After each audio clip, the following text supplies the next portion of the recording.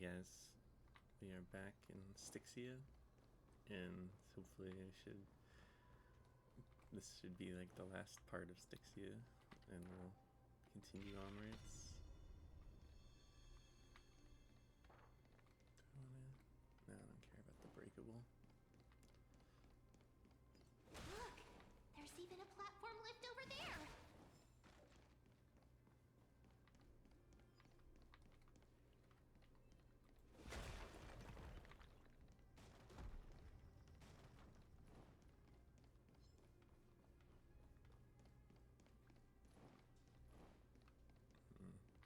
Okay, yeah, this is the only way right now.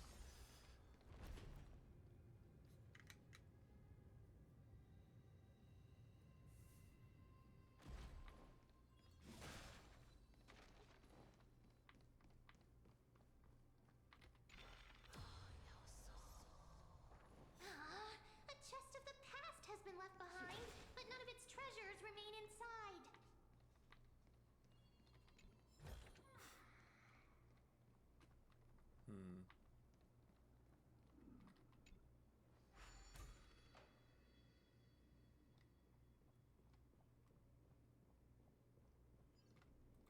I'm sure there's nothing. Yeah, okay.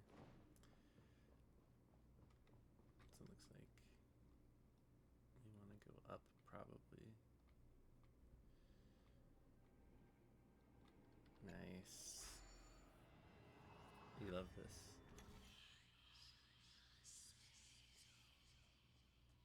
So 8.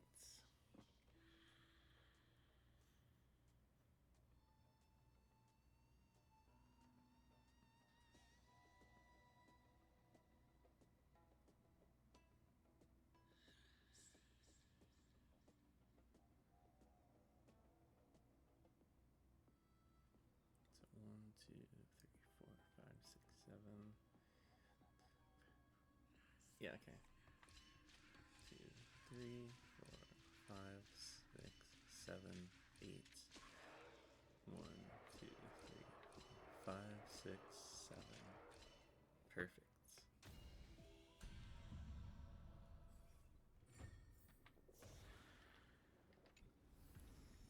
Oh, a delightful surprise. Nice. Now we go up here.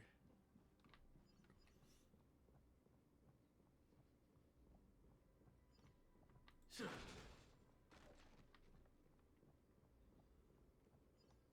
Sure. Sure.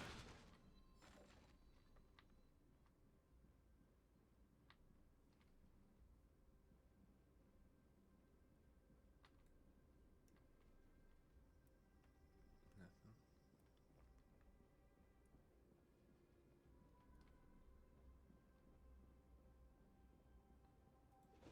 So. Yep, figured.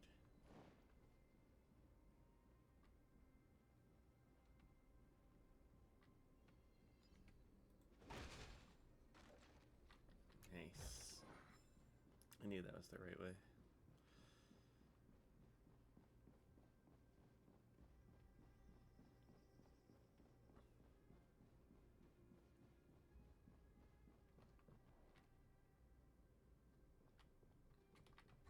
Wait!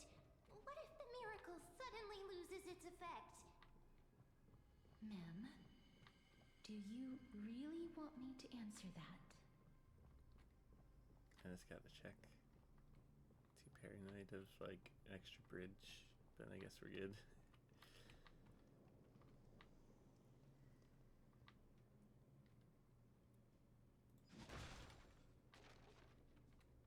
Unless we could put it back in here. Sure.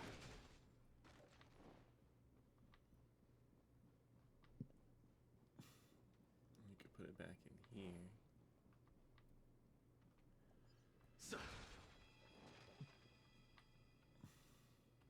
And a chest, nice. So yeah, let's do this one.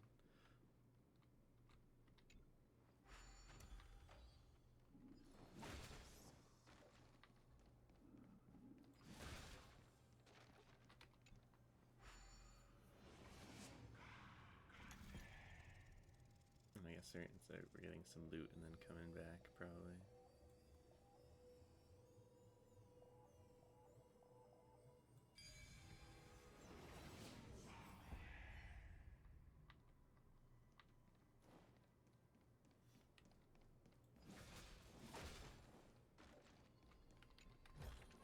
Nice. A diamond in the rough. And what we got up here?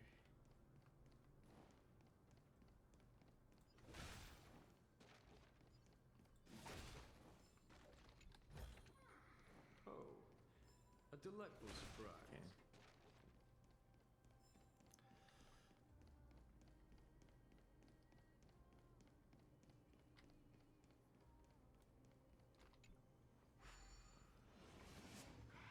Okay.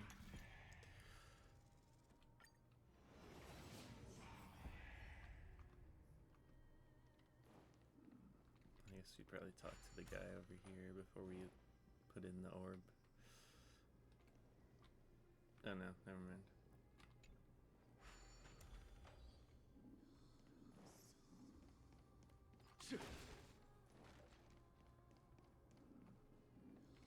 Stay back. Don't come near me. Huh? Why does he look... Or is he actually scared of his own extraordinary power? There's no need to be alarmed. We're just passing by the area. See? None of us look threatening. Yeah, it's, oops. There we go. You have a point. Although, while this might once have been the royal vault, it's since been plundered empty. So please go away right this instant. No. What if I don't want to? You've misunderstood us. We simply heard your shouts as we were passing by, then decided to come over to find out what happened. I don't think he's gonna believe us. My goodness. Did I really yell out loud? How rude of me. I'm sorry to have bothered you. I merely saw a warrior. While that spirit didn't harm me, his blows really packed a hefty punch. A warrior? No way, Mighty. Why would Mighty be over here though? Like it doesn't make Wait that a minute. sense. You seem to be quite different from him. Are you actually alive? How can you walk around here while alive? It's a long story. We're here to seek an audience with Thanatos. Thanatos? Who's that? Is it possible that he's also living in the era before death descended? Death. Could it be that you are here to defeat the evil dragon Pollux? Pollux. According to the warriors under the Centurion's command, that evil dragon has been dead for quite a while. The curse that condemns people to death didn't originate from it, but they saw a girl within the dragon's embrace, and she is the true Reaper. I see. Pray tell, where is that girl right now? I've heard that the Queen spared no effort in bringing her back to the castle. Her Majesty intends to control all of Amphorius with this unprecedented power. Yeah. As for whether this rumor is true, well, no one knows. You have my thanks for the invaluable insight that you've given us. Please, treat this touch as a token of my gratitude. You... Are you...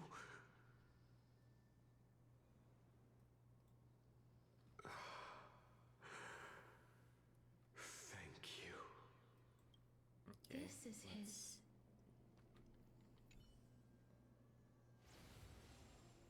Then you granted him death? That isn't like you.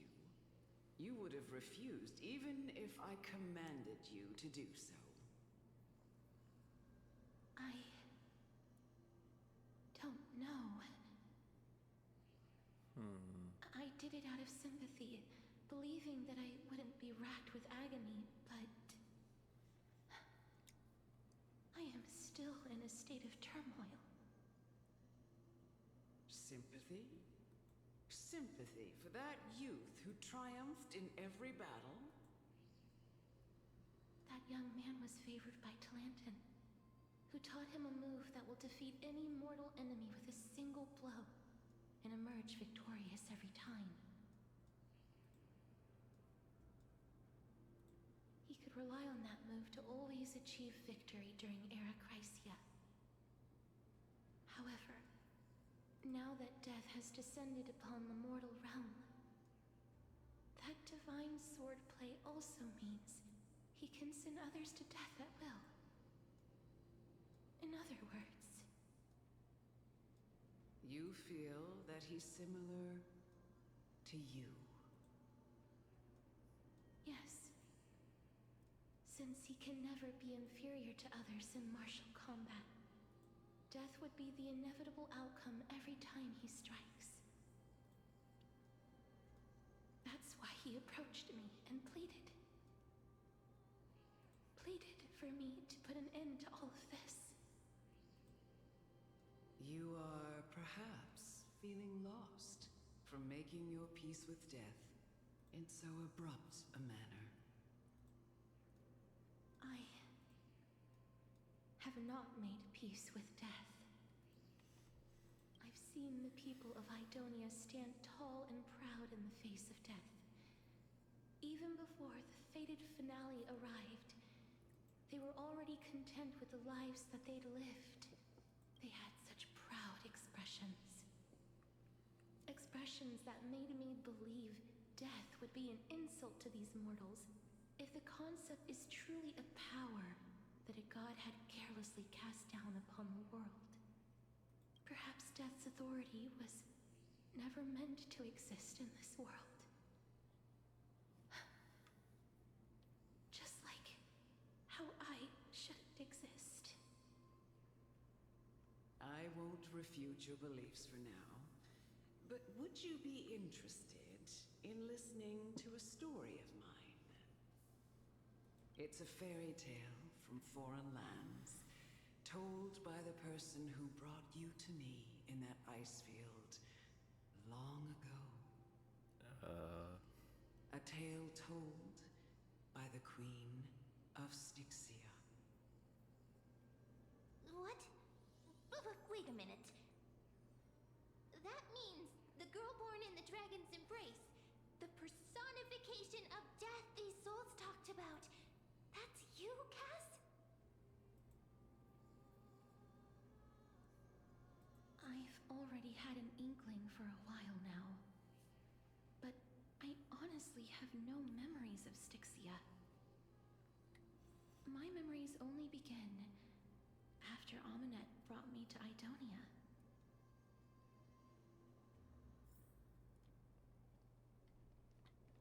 I guess the fight's probably gonna be here soon. Don't look back. Keep moving forward. Always. It's yet another eulogistic butterfly. Are we getting closer to the Netherrealm? Probably.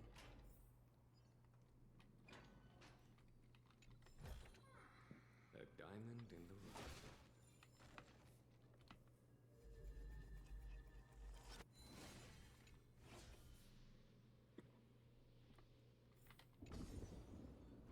Oh, this is...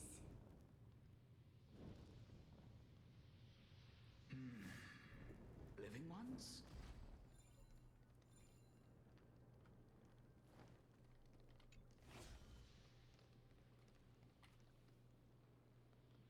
Okay, guess I'll be up there.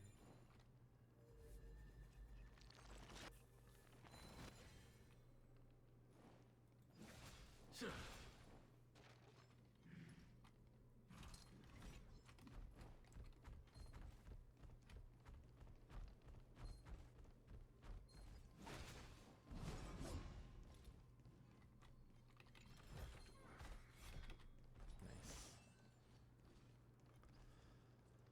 Perfect. Oh, could you be the scions of Styxia?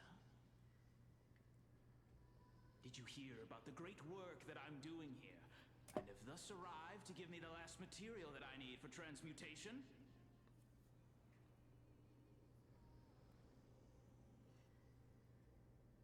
Great work? Have you heard of the great name of Pollux, perchance?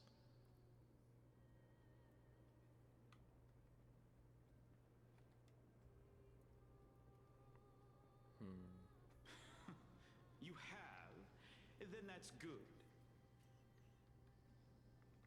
During the age of myth, a time likely before your birth, I was the unsurpassed zenith of alchemy that none could reach. On the shoals of the River of Souls, I shall make Pollux soar again and bring death back to the world.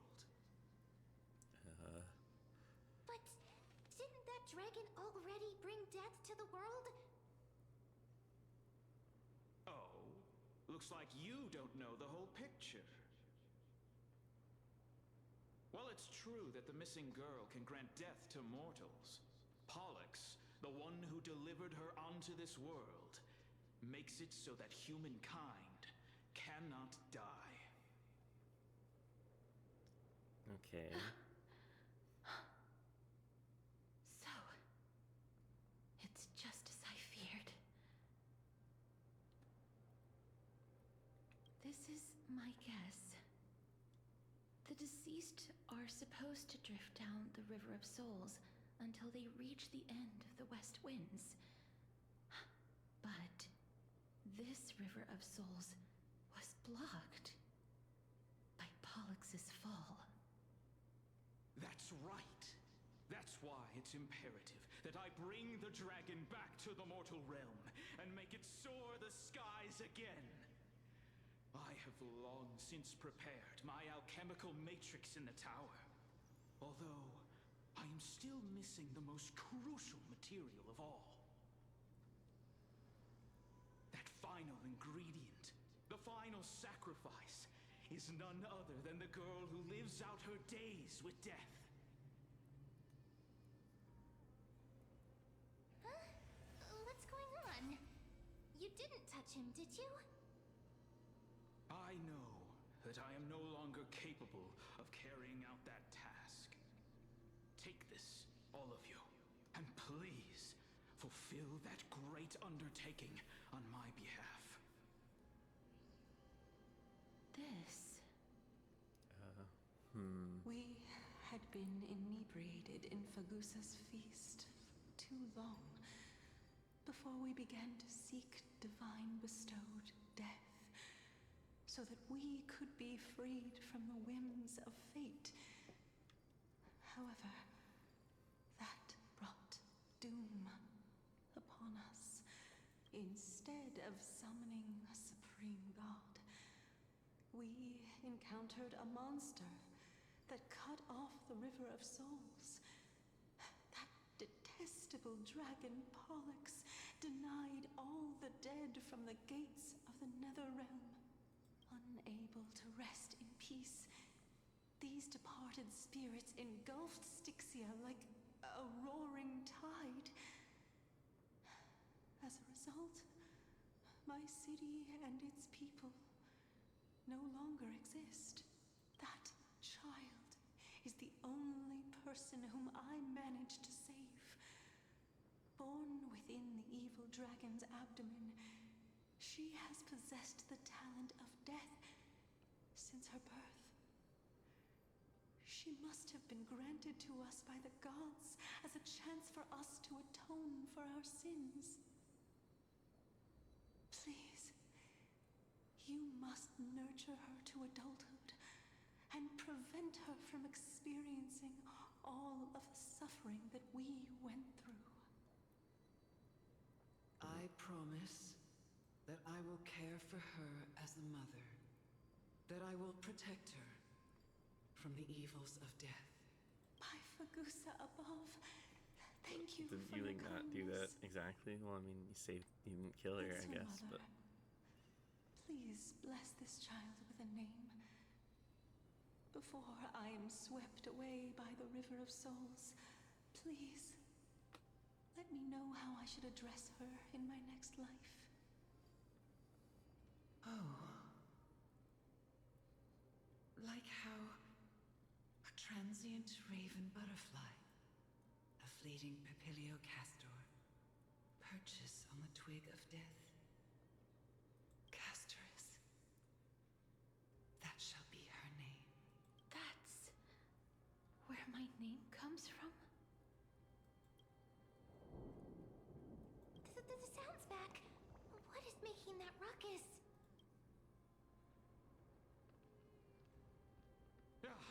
Living ones, don't waste your time bickering. The Netherrealm's wrath is falling upon you. Black Tide Creations. When did they... Mister, please fight them with caution. Be careful not to suffer the same fate as those Black Tide creatures! And it's a black tide from the Netherrealm? I don't think that makes sense. Don't let me down. Nothing major. Is that it? Bloom. 1,000 thanks. Eternal step. Dead return! Here, this thunder. There's always a weakness.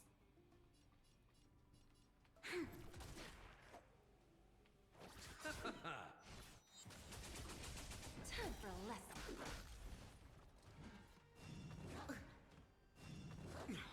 This battle is unavoidable.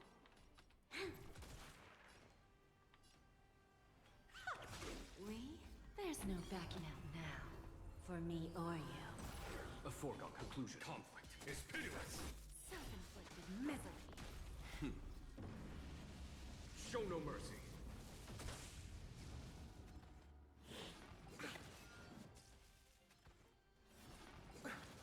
I'll see you off. Who's the little backstabber? You'll pay for this. Lend me your strength. We've entered the storm. To guard and defend. Crush them. Here, this thunder. Lose some? There's so many of them. Oh shit. How are we holding up? Receive divinity. Your assistance is timely. Eternal slip. Dead return!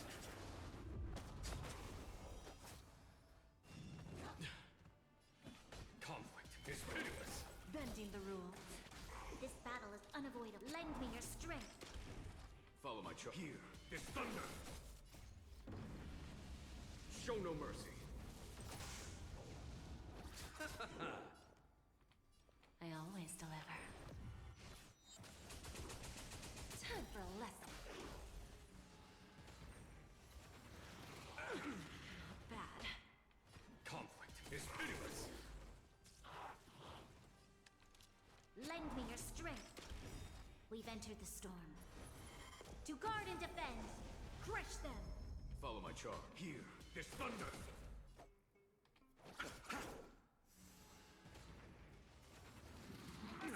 Given in? We?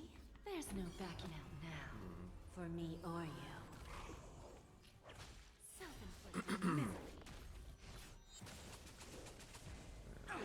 Mediating a fight. Conflict is pitiless. Show no mercy. You'll pay for this. Lend me your strength.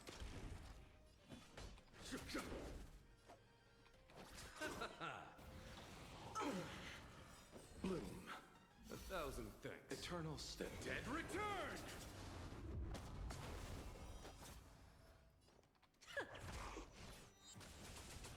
There's no time to lose.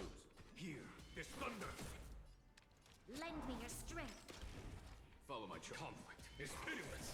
Who's the little backstabber? You chose the wrong.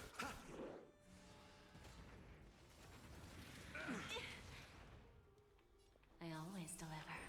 There's no time to lose. Here, this thunder. Show no mercy.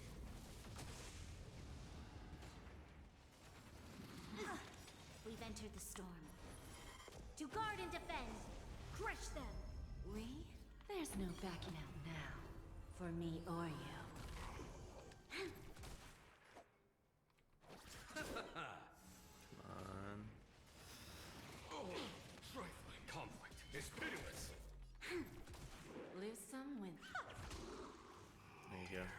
shit. Fuck. Get there. Feast of strife. On their triumphant return. Oh my god, really? You? What? What is... Lord What's Mighty? he doing? Is he dead?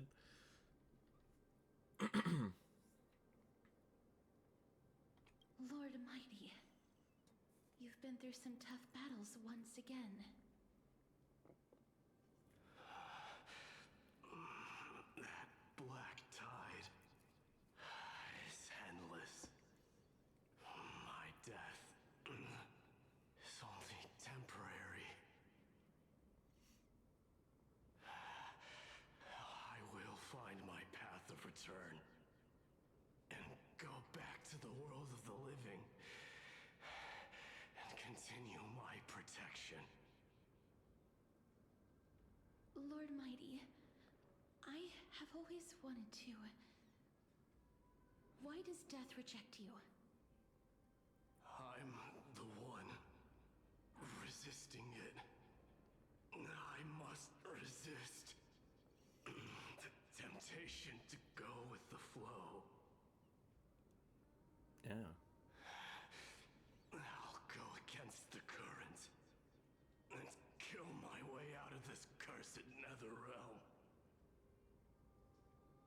That is my destiny. Nice. It seems like he's completely focused on resisting the temptation of the dead's whispers. He's working hard every minute to deny death. Makes sense, I guess. It seems his battlefield is not limited to the world of the living. Lord Mighty, are you willing to travel with us? We're headed for the Matrix inside that tower to summon Thanatos from their prolonged concealment. He's probably gonna say no.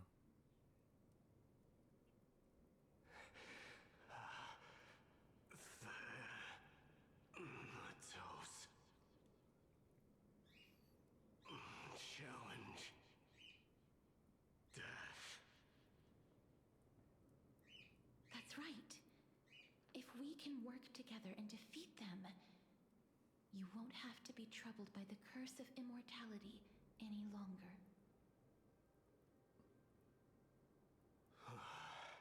No, he is going. Let's go together, Castoris. Let the person who has brushed against death countless times guide your way. I just completely didn't expect to see him. Are you sure you want to do this? The alchemist said he wanted you to be a sacrifice. I'm not afraid. There's think no she reason wants for us to. to turn back anymore. Rather than standing still, taking action is by far the better option.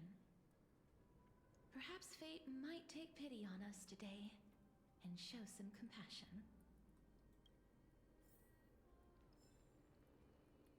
Well, keep going up, I guess. Although, I guess I'll stick with the team. No.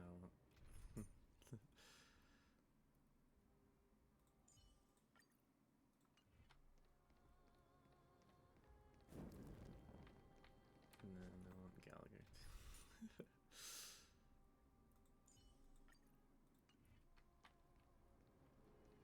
So that's the way to go? Okay. Oh, you fucking bitch.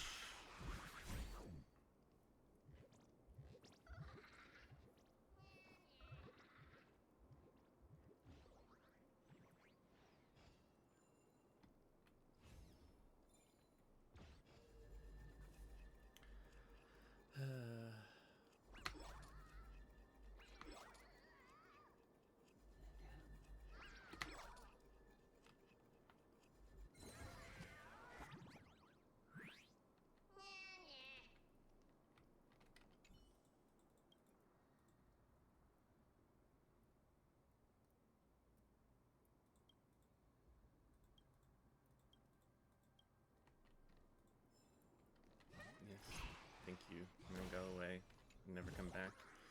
A diamond in the rough. Where's that thing at? Oh, it's here. I'm dumb. Can't see. And yeah, it's the only way.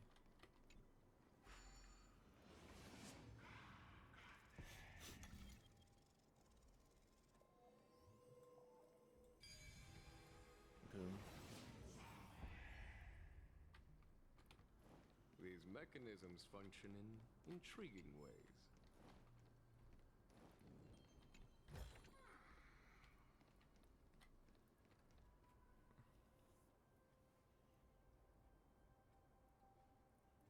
Oh, nice. More of the chains. This is going to be difficult. I'm familiar with this kind of mechanism, but I've never repaired broken chains. If I was more powerful, I would be able to carry one person with each limb and fly the four of us to the other side. The Rune of Recollection is here, but I can't find the miracle orb anywhere. So weird. Oh, could it be in that collapsed tower in the distance? That sounds so weird. Come on.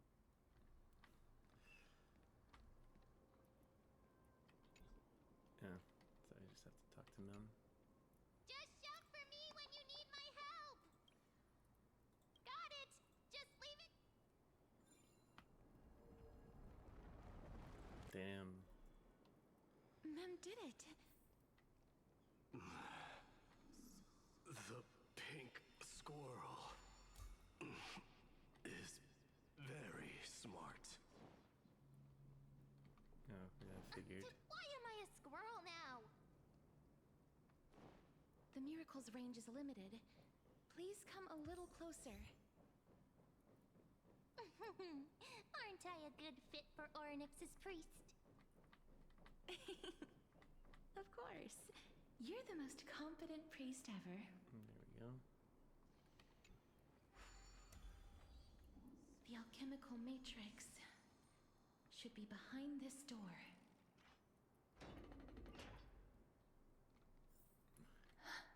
Is this where we fight? Is that?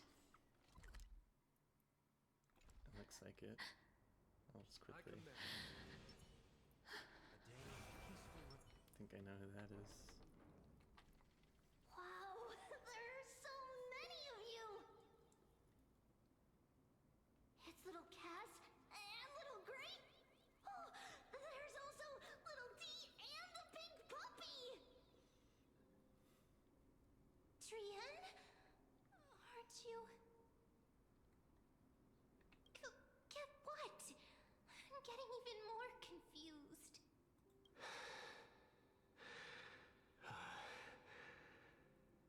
This is the first time I've encountered a deceased friend while going upstream in the River of Souls. It really works like this. Just like the other departed spirits we've encountered along the way. I'm also unable to sense the aura of the living on Lady Trian. Yup, you're right. Trian already knows that she'll not be able to return to everyone's side. But Trian believed that little Cass would eventually return to the Netherrealm. So, Trian has been standing here, at this spot closest to the world of the living, and waiting for little Cass.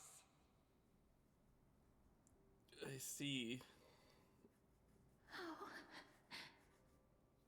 It must have been very tough for you. But according to what Trian said, we're almost at the entrance of the Netherrealm. Trian promised Trevi and Trinan that when little Cass got here, Trian would get the gift ready and be the first person to run over and welcome you. So, little Cass, don't cry. Please, accept this. We finally finished it. This is what Lady Treeby once mentioned. Oh. The gift for me that you didn't manage to finish. The holy maiden of Yanis. Even when separated by life and death, their thoughts are still connected. Wow. Trian spent a lot of time drawing this. Trian hopes that little Cass likes it. Seriously? It's seriously a wonderful drawing.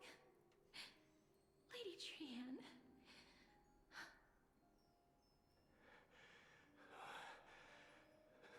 This is our flame chase journey. Little Cass, we don't know what your journey was like before. Trevi has always said that it must have been a very harsh and frightening journey.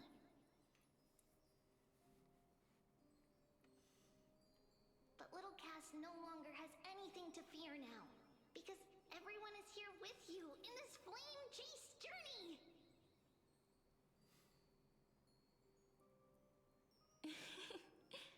That's right. Only now, when I see Lady Trian's gift, do I realize that I've already obtained so many things I would never have dared to dream of since I embarked on the flame chase journey. It's the first time I've gained so many companions. The first time I picked up the hobbies of crafting and photography. It's definitely The dying. first time I had dinner with someone else. The first time I went to the market to buy the Chimera doll I'd liked for a very long time and hugged it to sleep. The first time I wore a dress personally made by Lady Aglaya. The first time I went for a walk with Lady Treeby, Lady Trian, and Lady Trinan. The first time I enjoyed the night breeze and looked up at the stars with Miss Hyacin. The first time I took care of Dromesis with the Trailblazer. Looking back at all these experiences I never thought were possible, it feels as though the scales of my life had shrunk from centuries and decades down to minutes and seconds. And all of them are so precious.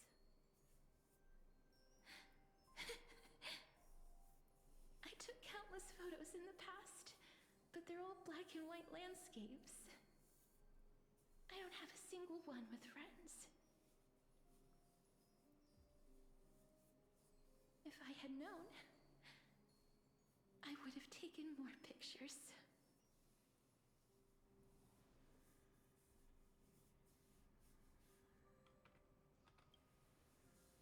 Although we don't have any space on the camera. Says yes! Trian likes little Cass and would love to take a picture with little Cass. Sadly, There's no time. being departed souls, our images cannot be captured in the world of the living.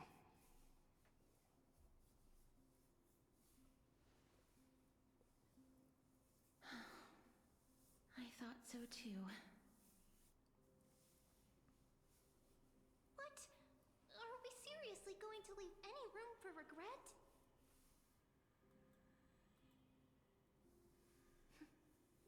There won't be any regrets. This vivid drawing surpasses any photograph from the world of the living. Little Cass smiled.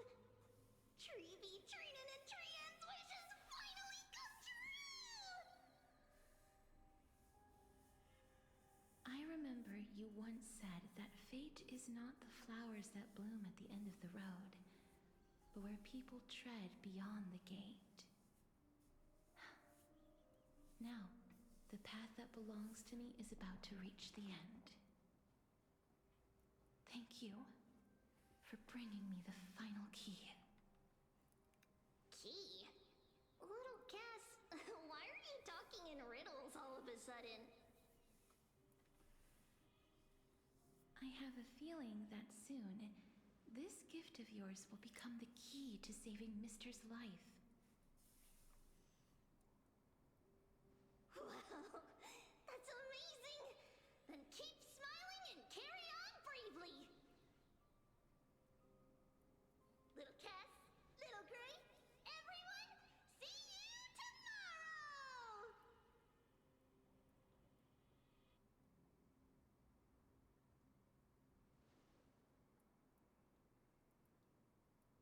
Lady Damn. Trian. The aura of this place. We have indeed reached the end of the stream of souls. If I go any further, I might lose myself. I must leave now, for the black tide still wreaks havoc in the realm of the living.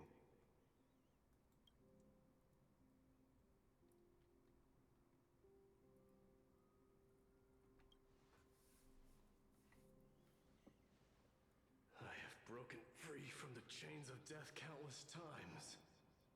This time will be no different. Castorus, will you fulfill your duty for the flame chase? Didn't say it like that. What the fuck? I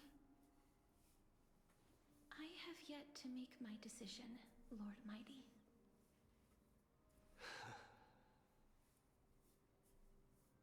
No matter.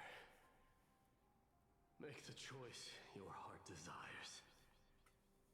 Even if it takes 1,000 years of waiting. I will continue to fight till I die. Then rise from death. Till the miracle descends.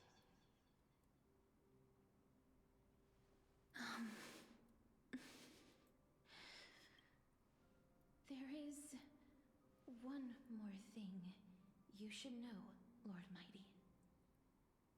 What is it?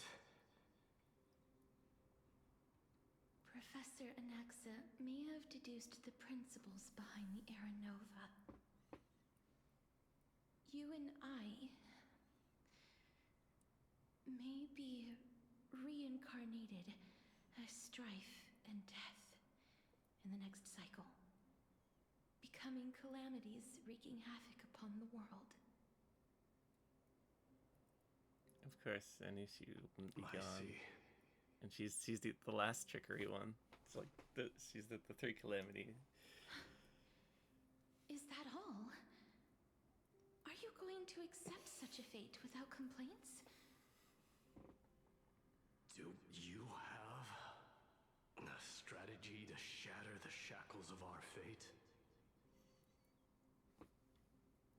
I haven't found it yet. Perhaps I never will. Then, cease wasting your thoughts on futile matters. Control what little you can. And when fate's inescapable grasp comes, resist it with the strength of your mighty will.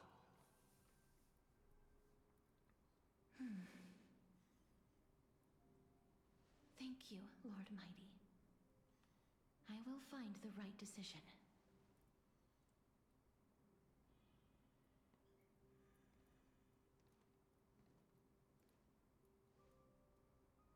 In the name of strife, may you meet a fitting end. This must be the alchemical matrix the spirit mentioned. She's just gonna be standing there. Let's see. We need to insert Aquila's sky, Georios' earth, Kephali's fire, Fagusa's ocean, and Nestia's love. It seems our sweet Princess Homebody has made up her mind. In that case, seamstress, I suppose I no longer need to deliver your message. My time is rather precious after all. Whether you wish to break free from death or not, please, follow your heart. By the promise you once made, I ask that you fulfill your duty one final time. Castorus, please, live as a human, and die as one. According to that alchemist, the final piece is supposed to be me. However, he is not privy to the past, and therefore cannot see the full picture. The past? I saw the twins of death in Kethali's memory, and now I am certain that I was one of them. The trial of the Hand of Shadow demanded taking the life of your family. I died during that trial, falling before the gate to the new world. And my sister, whom I never met, became the Titan Thanatos of this cycle.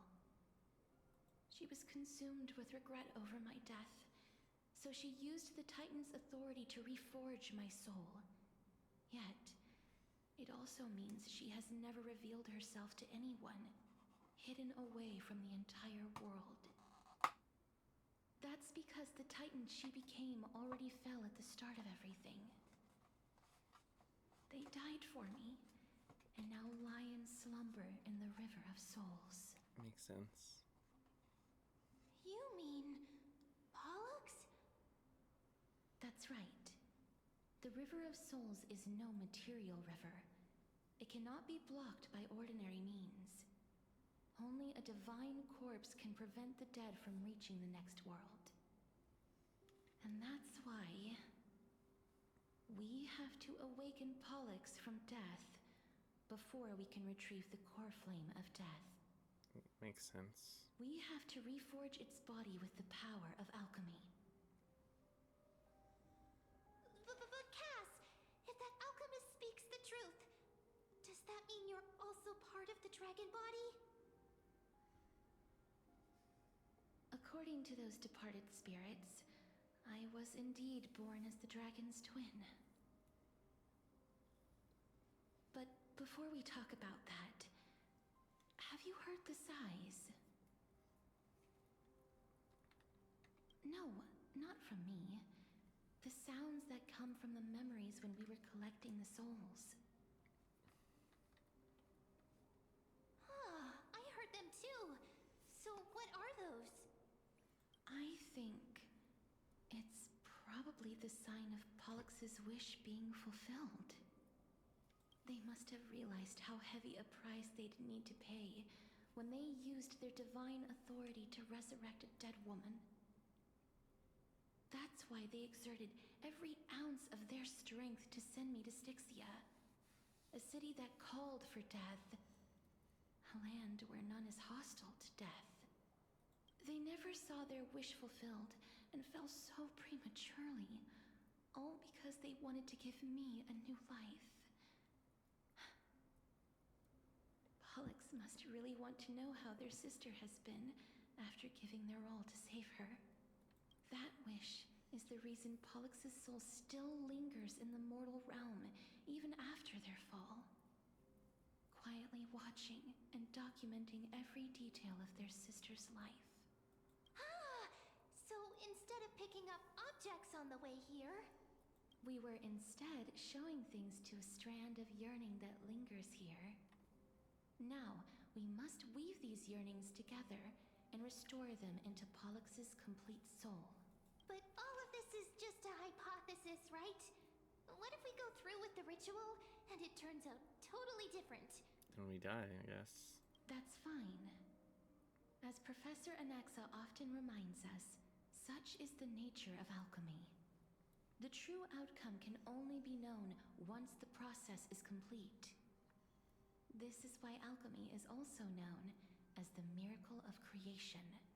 Now, the puzzle of Pollux's yearnings is nearly complete, with only one final piece remaining. I shall reveal what they have been yearning to know in the alchemical matrix. I will show them my whole life since I left Styxia. Lady Trianne has already drawn a picture of my entire life, and it is now in my hands.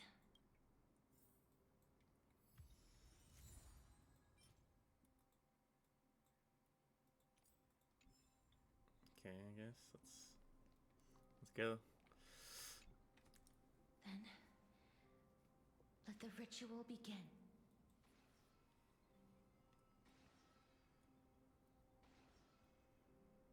And now, the objective is complete.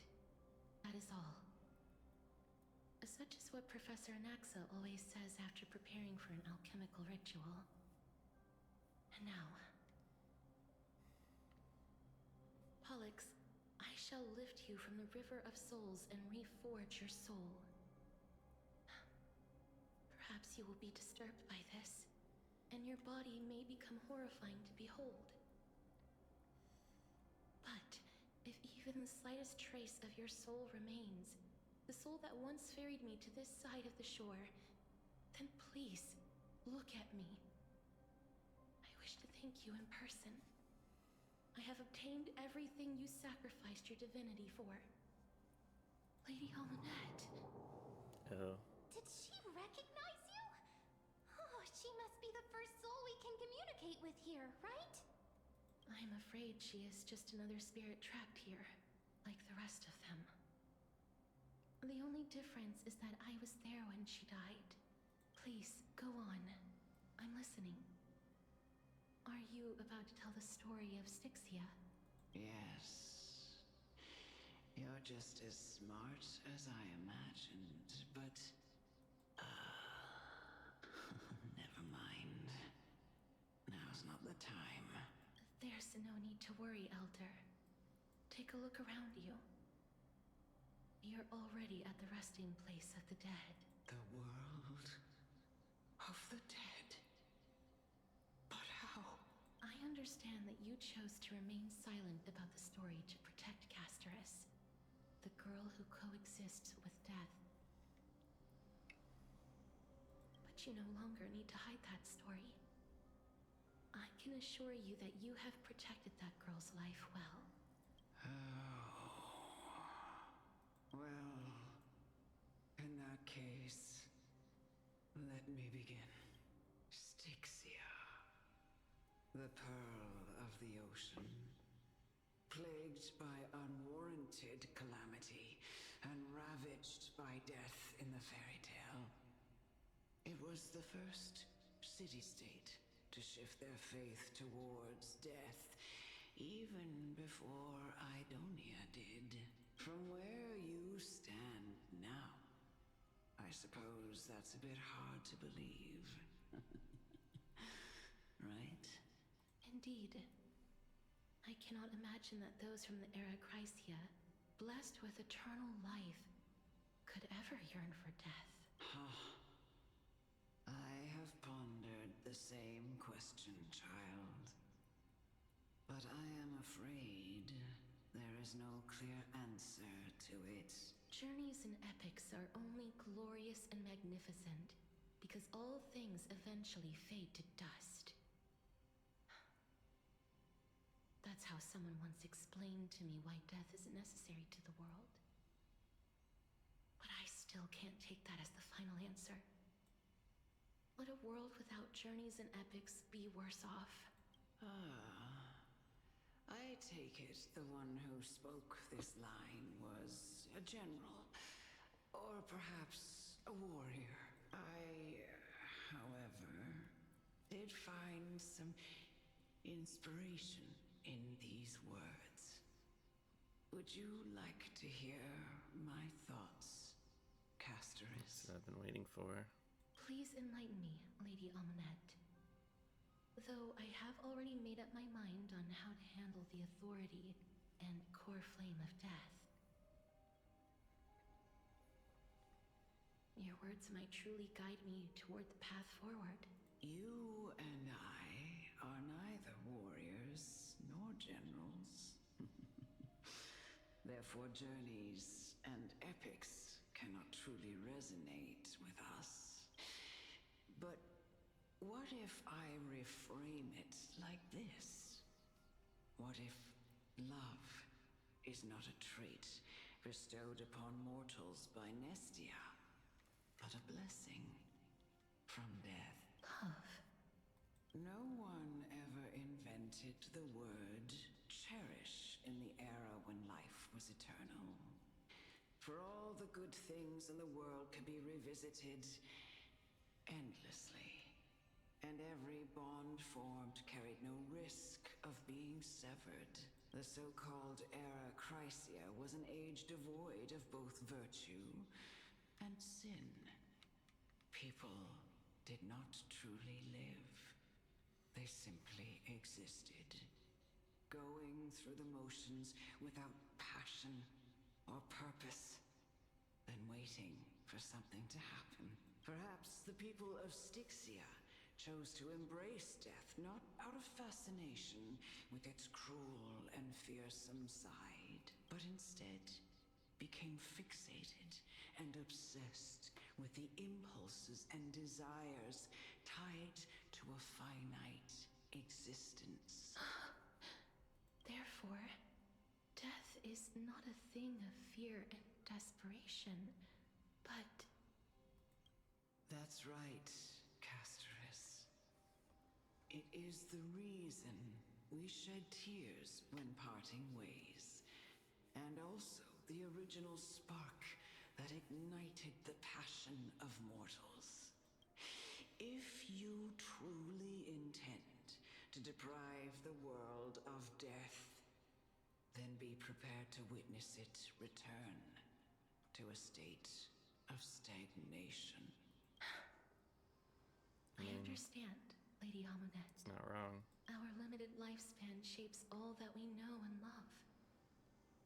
Not even the Death Titan has the right to take that away from humankind again. Nestia's love was the chrysalis of Gold's first blessing, but it most likely wasn't understood by mankind. We only learned to interpret this wonderful gift after Thanatos' arrival. If the world was bereft of death, then the Queen of Styxia wouldn't have played midwife in delivering me into this world. You wouldn't have welcomed me into Idonia, and Aglaia would never have invited me to join the Flame Chase journey. None of these stories would ever have happened, and I would never have lived, let alone found happiness. Thank you, Mother. I will use all the love I've experienced in this long life to complete the final miracle. My teacher, Anaxagoras, grant me the wisdom of all things. I call upon thee, the stripped dead dragon's corpse.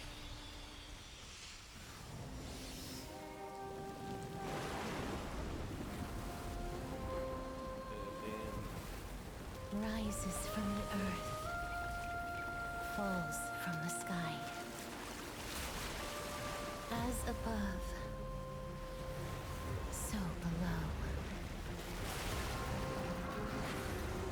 This is the greatest power of all powers. Unstoppable in this world.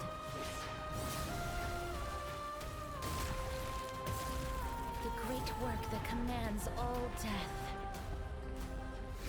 I shall grant you embrace. Oh, here we go.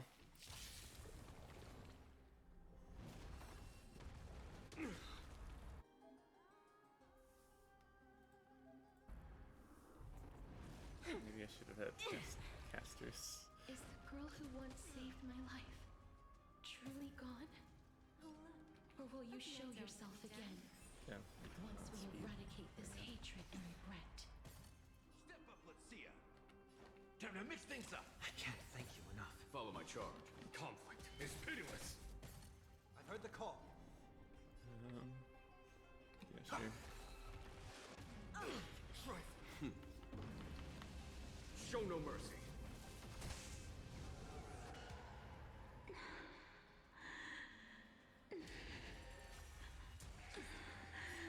And I know you're anxious. God. Don't give me.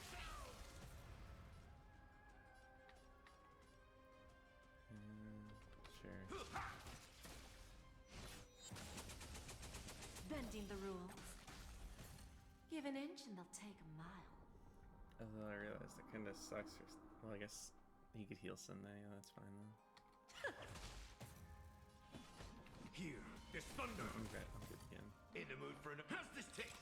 I can't thank you enough. Torment and doubt farewell. And this mortal will watch over you and guide you on your path. There's no time to lose. Where's my skill point? What the hell?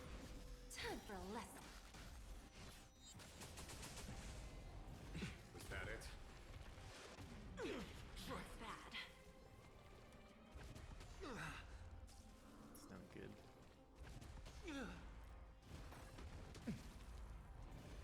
My vow is broken. Now is not the moment to pause. There's no backing out now. For me or you. Follow my charge. Conflict is pitiless.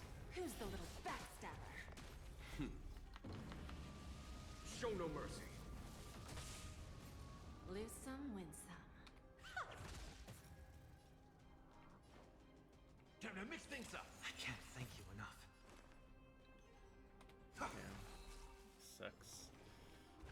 Oh no. I'm fucked. Just a graze.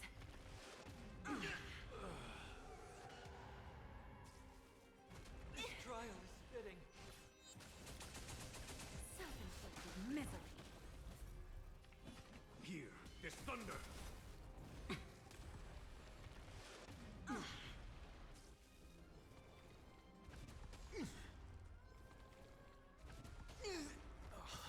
Give an inch and they'll take a mile. Bending the rules. I miscalculated. Too long behind the lights. Change lineup. So we're going. Yeah, casters. We're going blade. Switch those two. We're going Locha. Oh, shit. Locha. Shame. I can't give you the burial And that you then- seek.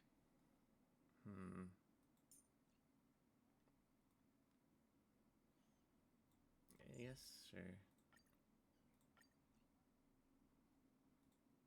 Wait. I can't change him?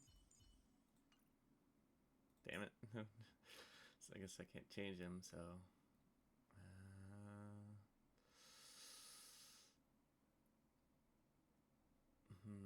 He's Treeby.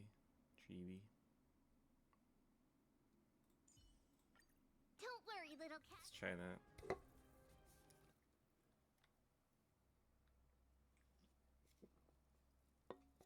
If my game doesn't break.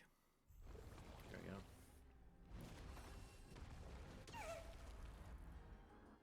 Abyss flower, bloom. Eternal step. Dead return!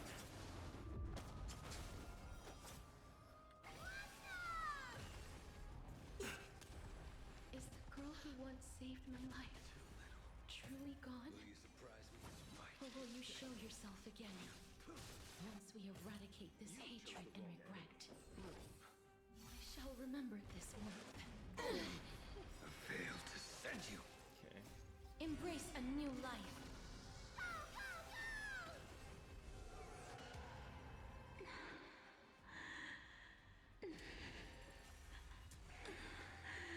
And I know you're anxious.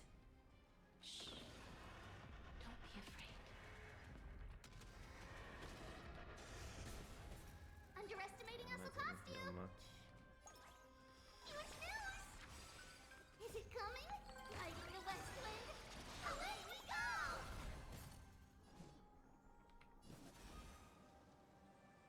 Darkness with me. That healed some.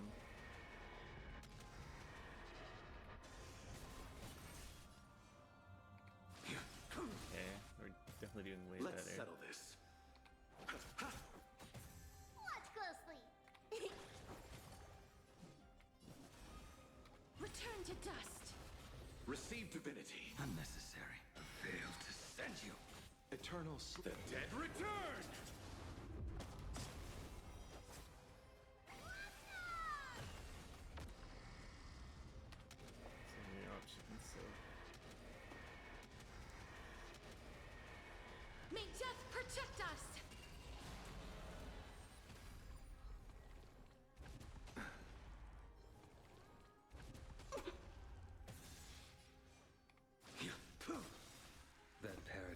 Savor it for Phase me. 1 should be done.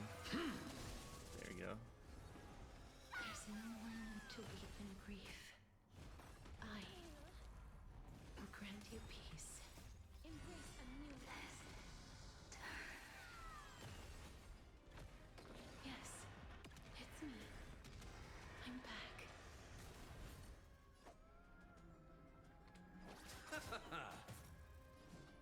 Darkness with me. I failed to send you. Is it coming? Guiding the west wind? Away we go! Be careful. They may be moving by instinct, but there is fury welling up within them.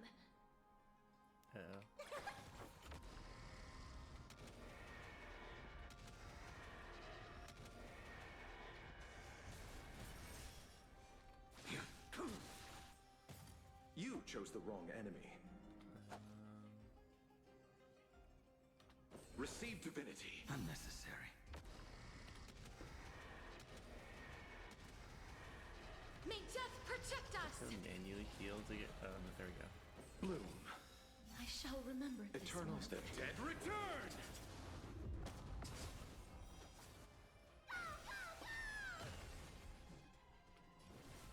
Wilt hear.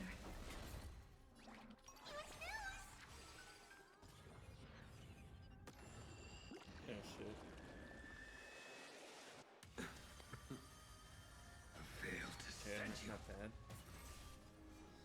Your end approaches.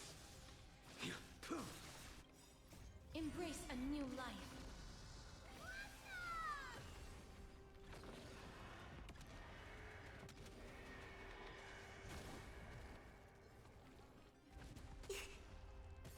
Let's settle this.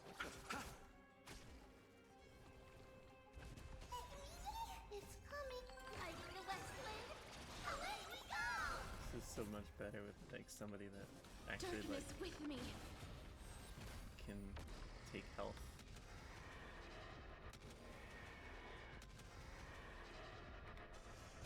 There we go.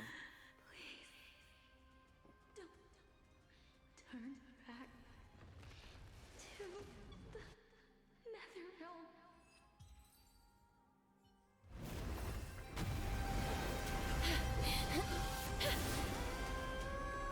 Oh, death. Sleep in peace. Damn.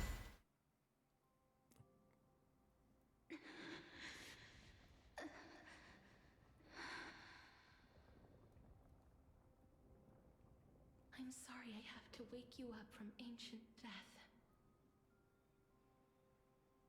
And I know you're anxious. Shh. Don't be afraid.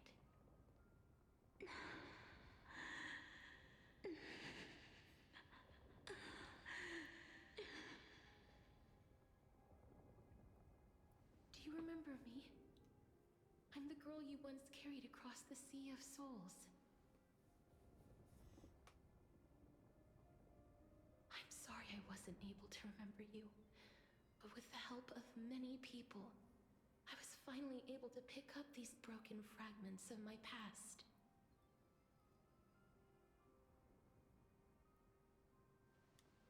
I'm back, Pollux.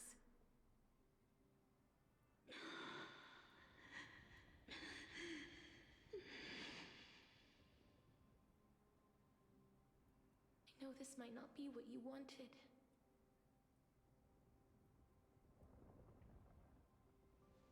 But I have to do this.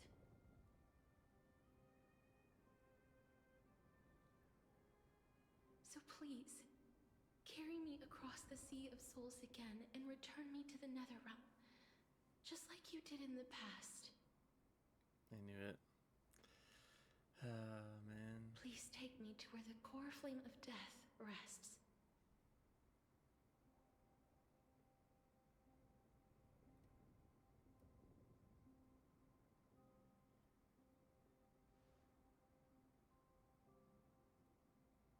I'll be going now.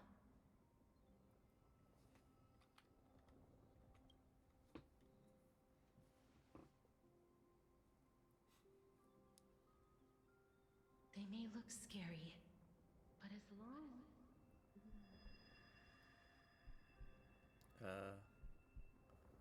What's going on?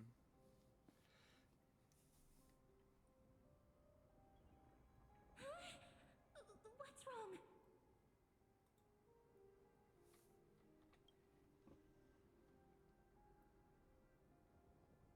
Are you... What's wrong with him? His time is almost up. If I don't go now, I'm afraid his soul will return to Thanatos' embrace before me. What? Oh no! Is there anything we can do? Don't worry. I promised I would ask Thanatos for the Trailblazers' right to roam the Earth again. Mem, stay here and keep a close watch until I return, alright? I don't think you're gonna return. I'm worried. Alright. I'm the best at taking care of others. Go on, Cass. Make sure not to leave yourself with any regrets.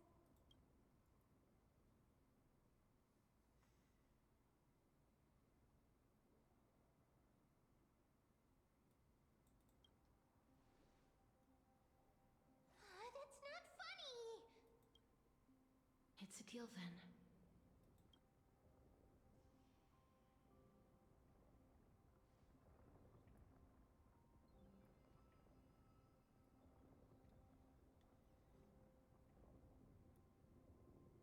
Please.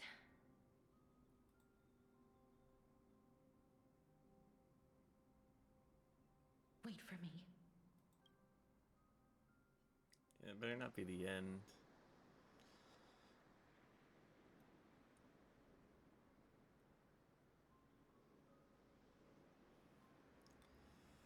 After all that, you still ended up back here.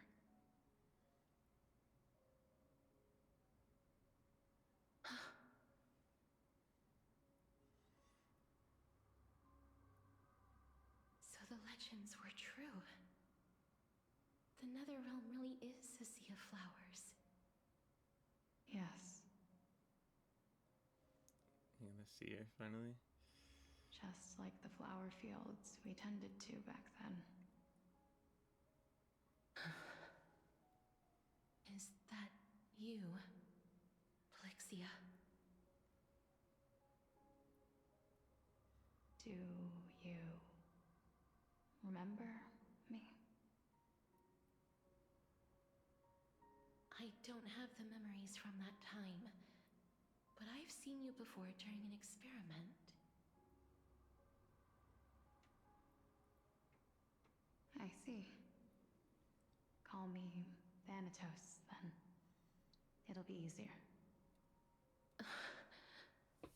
Damn. However, since you recognize the name, you must already know everything about Thanatos, right? Yes.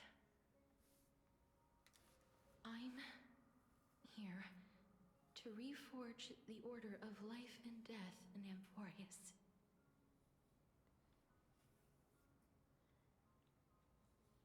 You know, my sister was a sympathetic, but rather sensitive person. Whenever she didn't want to say what was on her mind, she would avoid eye contact and look off into the distance. Just like what you are doing now. Can you tell me about the last Era Nova? What did you do, Polixia?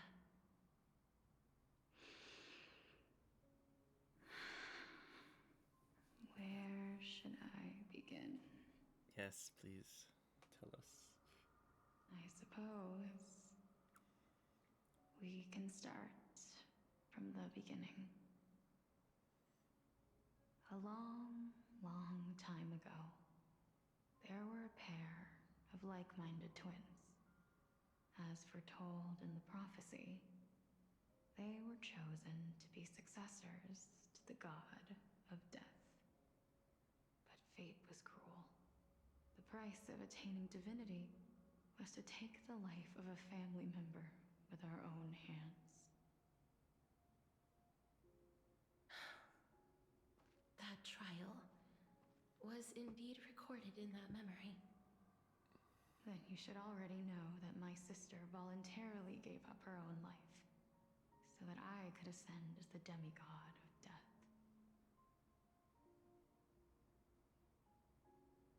But I couldn't accept that. Why did we have to kill each other for a future she'd never see herself? That's not fair.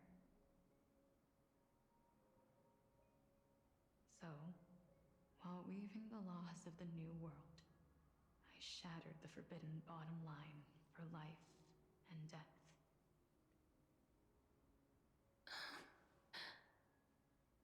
I reshaped my sister's soul and took the form of the great dragon Pollux to carry her up the River of Souls and back into the mortal realm. But our fates were already decided and manifested in unexpected ways in response to my futile actions. Aging is an unbreakable law of nature laid upon humankind, created at the same time as death. When the living die, their souls will meet Thanatos, who would determine where every soul goes. If the Reaper raises their left hand, the soul is granted death and allowed to enter the Netherrealm to await reincarnation. If they raise their right hand, the soul is rejected by the Netherrealm and returned to the mortal realm to continue walking the earth. That's why the Hand of Shadow can only lay down judgment and not embrace another being. Yes. Death was originally a pair of hands, but they were split in twain when we reached the mortal realm, never to touch each other ever again. The half of Thanatos that represents life, the undying human who grants death, that was the curse I forced upon you. Then, what about you? As the half of Thanatos representing death, I shoulder the fate of defying death. I died the moment I entered the world of the living. From then on, my Titan also no longer existed in this world. The cycle of life and death stopped. Souls were denied their audience with death, and were left stranded within an ever-rising river of the dead. What irony. My selfish desire to save your life gave you and the world a fate far worse than death instead. Then, what was left of my reason was left behind in the Netherrealm, where I've been taking care of these flowers day after day, until there is now a sea of them, all while mulling over the subject of life, death, parting, and enduring an endless loneliness.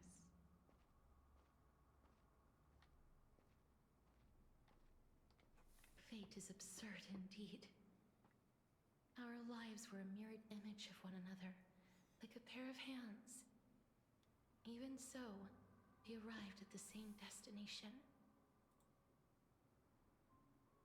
We walked different paths, yet experienced the same pain.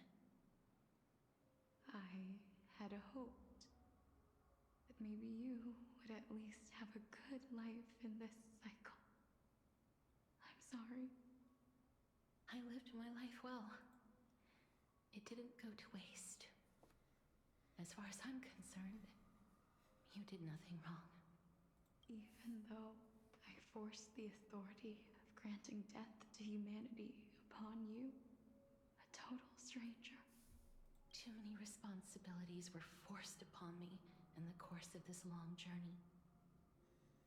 I was once lost, even upset.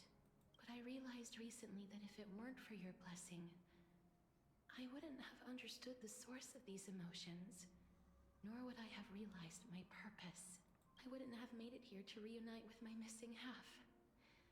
And we wouldn't be discussing our past while sharing the same view of this landscape. I wouldn't have understood the meaning of our existence. The meaning of our existence. This sea of flowers blooms on dead land, because we sowed it with the seeds of our separation and watered it with our tears of loneliness. Yes, the only thing death is allowed to create are flowers that bloom from blood and tears. That's why Thanatos cannot create living beings at will. Nor can the hand of shadow determine a person's remaining days.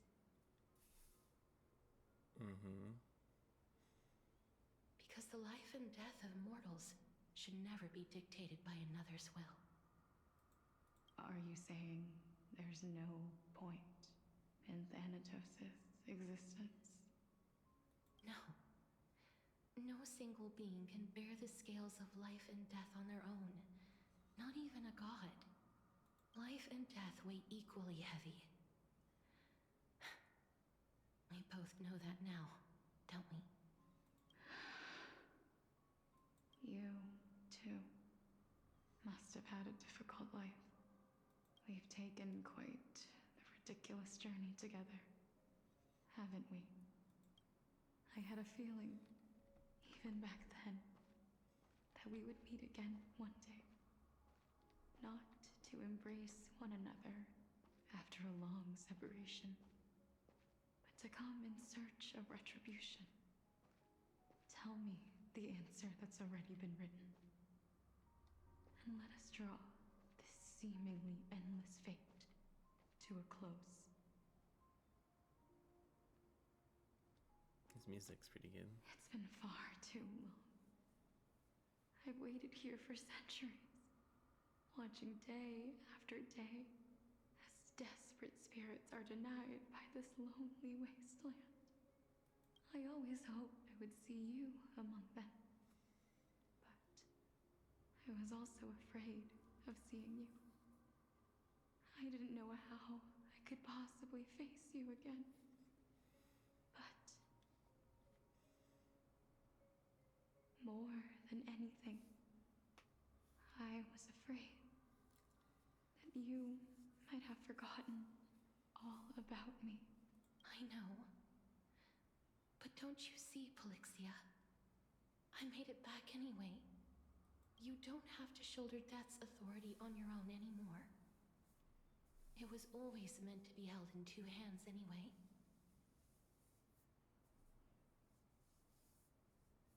So, let's give our core flame to him, and have him take it back to the mortal realm.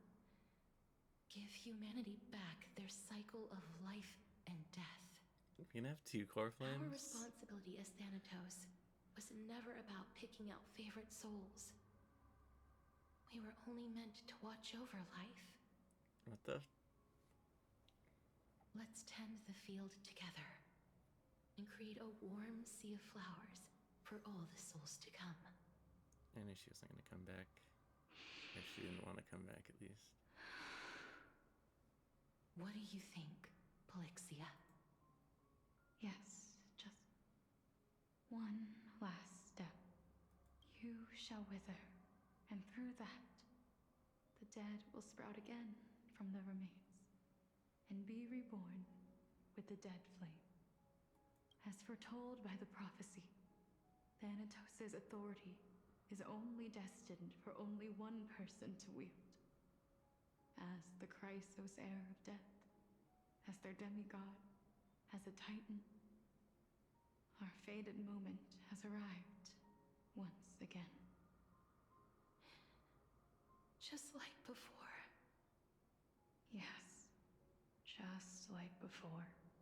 But unlike that time, The ones undergoing the trial this time are prepared. You've made up your mind? Yes, as dictated by fate. But I won't be afraid. As long as you're here with me. Complete your trial in this life. Grant me the embrace of death.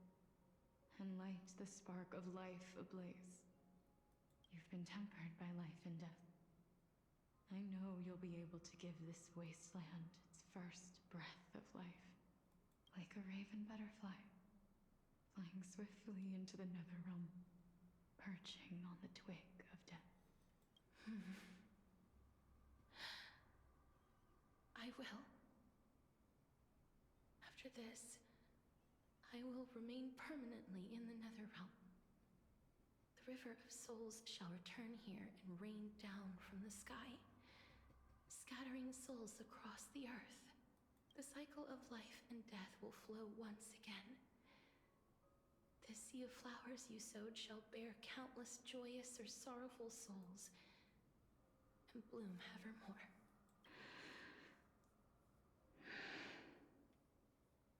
Thank you. Just one last thing. Can you grant me one wish? Of course. What is it? Please. Don't forget me. I promise you. When we meet in the next world, even if I have endured another reincarnation, even if we do not know each other's names, I will still hold you tightly in my arms. Just like what I did when we were born. Casterus,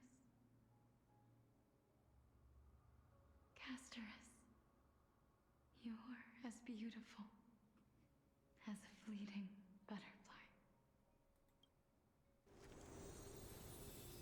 Such time.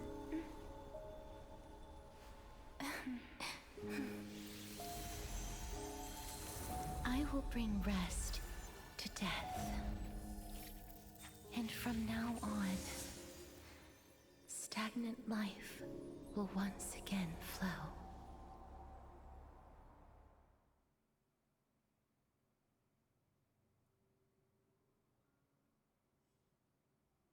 Oh, I'm going to an accent now.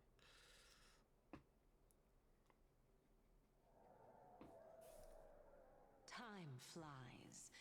In the blink of an eye, the 15th entry hour is already at hand. When this farce is over, your soul will be placed on the scales of life and death.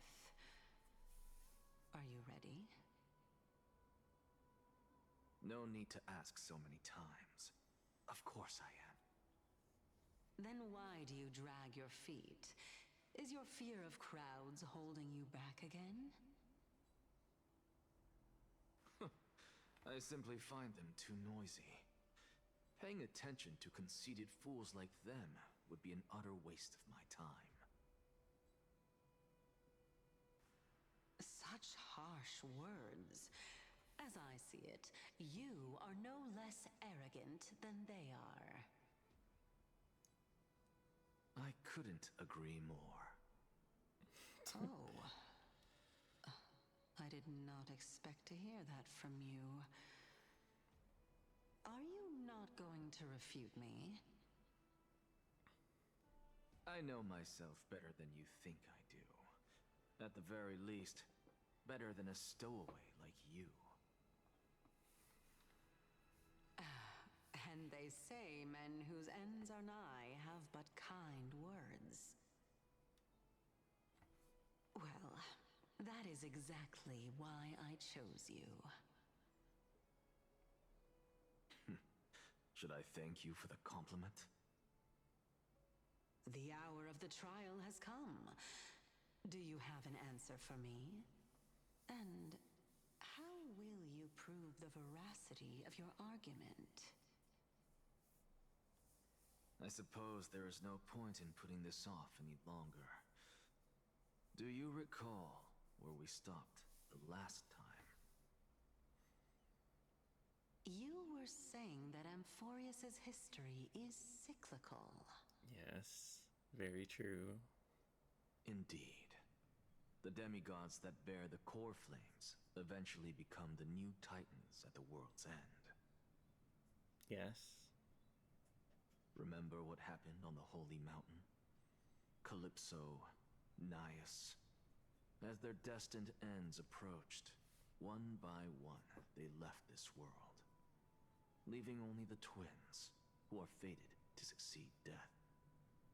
Unfortunately, while their journey is consistent with ours, you and Calypso, as well as Nikador and Naias, act as supporting evidence. I can only come up with a rough sketch for my theory of a cyclical history. For all the pains I took to reach this point, I had already lost hope of ever obtaining definitive proof. After all, the past is in the past. Proving that we are the legacies of heroes of the past is a hopeless endeavor. That is, until I met a girl named Polixia and her sister. Yeah. If Castorus was truly sent from the past to the present for the Titan's self-serving reasons, then having lived through 2 cycles, and with Styxia as the pivot, she will no doubt be the link to connect all of this together.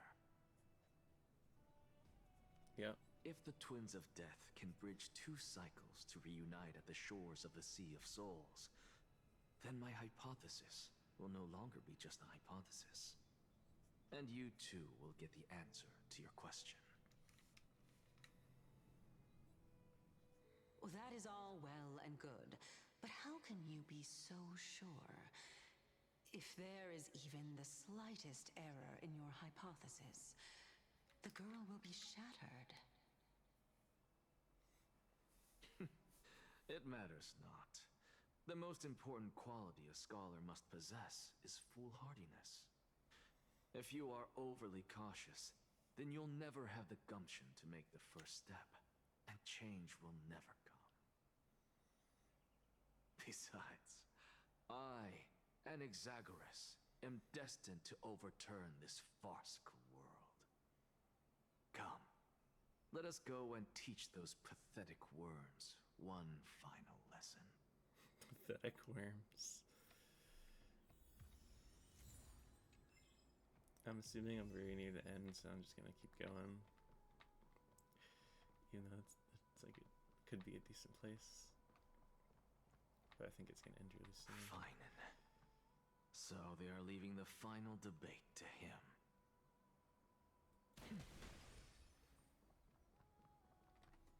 Let those Chrysos heirs who started this terrible war hear you. Let them hear the voices of the people!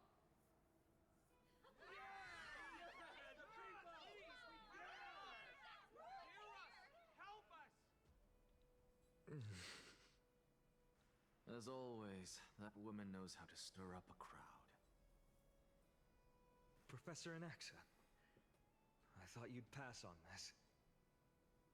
Everyone must cast their vote, or this assembly would serve no purpose.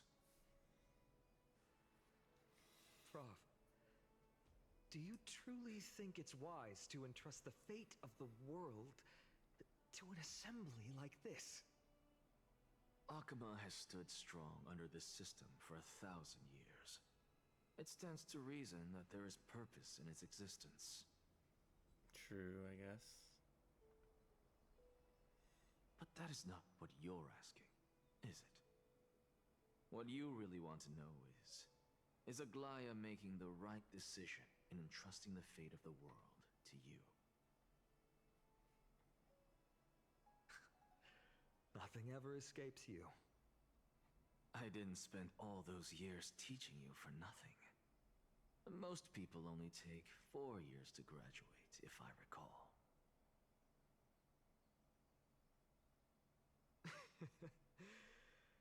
To tell the truth, I feel like I'm on my way to an execution chamber instead of a podium. So, do you have an answer to that question? No, I don't. I thought so. Because that question is not yours to ask in the first place. Yo. Is Aglaya entrusting the world to you the right decision? Don't make me laugh. That is a question that woman must answer herself. Why are you fretting about this on her behalf? Or have you been seeing yourself as her pawn all this time? Listen up. I'll say this only once. Flip your perspective around and ask yourself this instead. What should I do to ensure that the world doesn't stray from the correct path? That is what you should be thinking about.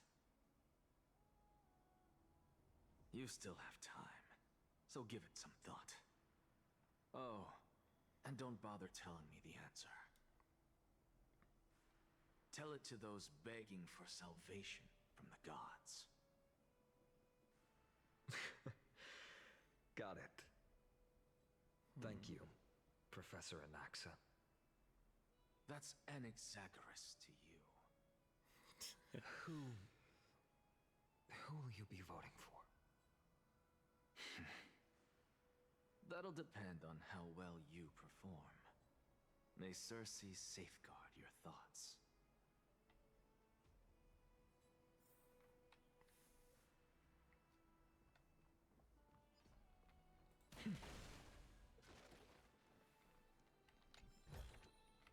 Okay.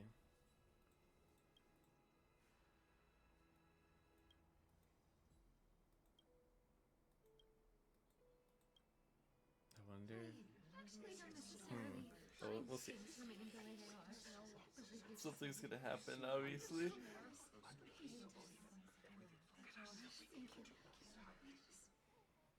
Elders and citizens, silence, if you please. As the Theoros, I present to you Finan of Ides Elysiae, virtuous citizen of Akima, and the last speaker of the assembly. Much obliged, Lord Lycus. I remember him. He's the penniless lad working for Aglaya. Where's Lady Goldweaver? Why is she sending this guy to give the last speech? Is this really the end of the Flame Chase journey?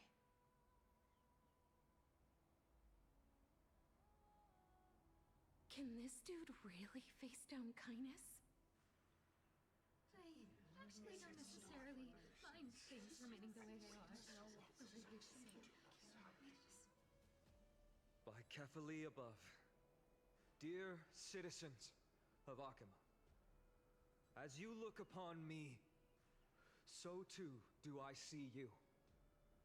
I see your fear and misgivings, your apprehension about the discord between the Chrysos heirs and the Council of Elders, and your uneasiness about the future of the Holy City.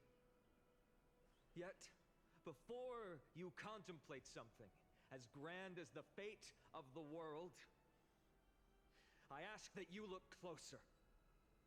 Look beyond the horizon illuminated by Kefali, at the crisis threatening to overwhelm us. What? Ides Elysiae, my beloved hometown, is a village forgotten by time. It is a place with the most invigorating breeze and wheat fields that spread all the way to the sea. I once thought that there I would enjoy a lifetime of peace and quiet with my friends and family.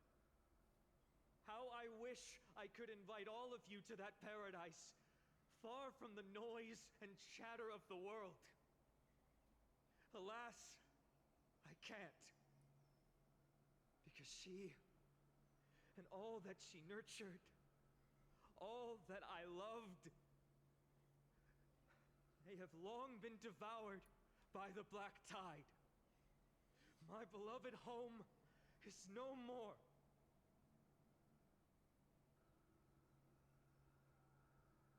I will never forget the day the Black Tide struck. My father, Hieronymus, fought with a broken sword to his last breath to protect his child.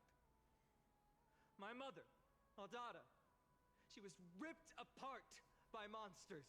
Also, I might live to stand before you here and now.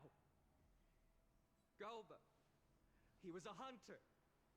But in the end, those arms that once drew a bow instead embraced Piso, his beloved son, as they both breathed their last. Pythias, the teacher, risked her life to save her students, but a burning beam fell on her, crushing her.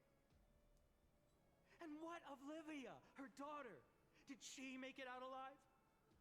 No, she didn't. Livia, Piso, and so many other children. My childhood friends. They were all swallowed by the Black Tide and turned into monsters. They kept saying the same thing over and over. Even up until the final moment, I finally steeled my heart and granted them eternal peace with my sword. Why, Finan? Aren't we the best of friends?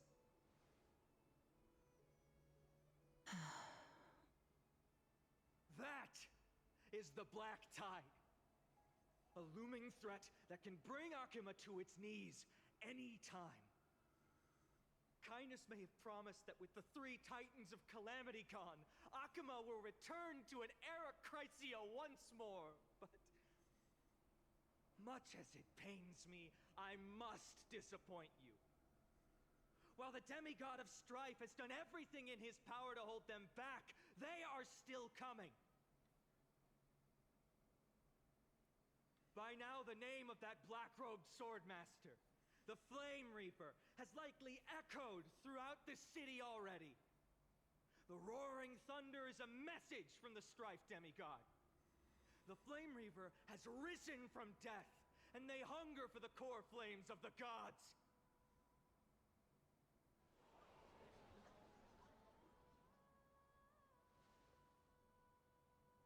Lies! If such a powerful enemy is indeed approaching, why is Akima still a picture of peace? Exactly! The city of Akima shows no signs of pandemonium or chaos. And why is that? I beg you, spare a moment to think about this. Are we able to stand here and hold this assembly in peace today because the danger has passed? No! This peace we enjoy is no gift of fate. We are able to stand here today only because the Chrysos heirs have stepped up and shielded Akima from calamity. With her golden threads, Aglaya has preserved and continues to preserve these idyllic days that all of you hold dear. The Council of Elders claims that Aglaya will one day forsake the people because her divinity is eroding her body and soul. But ask yourselves this. Rather than offering her aid and support, why do they choose to watch and push Akima away from the Flame Chase journey? The answer that no one can bring themselves to speak of. A truth stained in blood and buried in greed, fear, and vanity. Allow me to lay it bare before you. Is she gonna attack him? It is because the Council of Elders, which bears Akima's history and honor, along with this citizens' assembly we once took so much pride in, are now infested with vermin. Oof.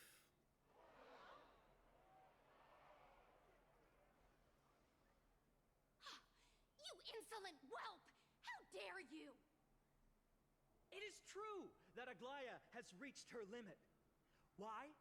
Because she has been working tirelessly to weave the defenses of our holy city against the encroaching evil. All while these vermin are making up baseless accusations about her and scheming in the shadows. Not once has she ever failed Akuma.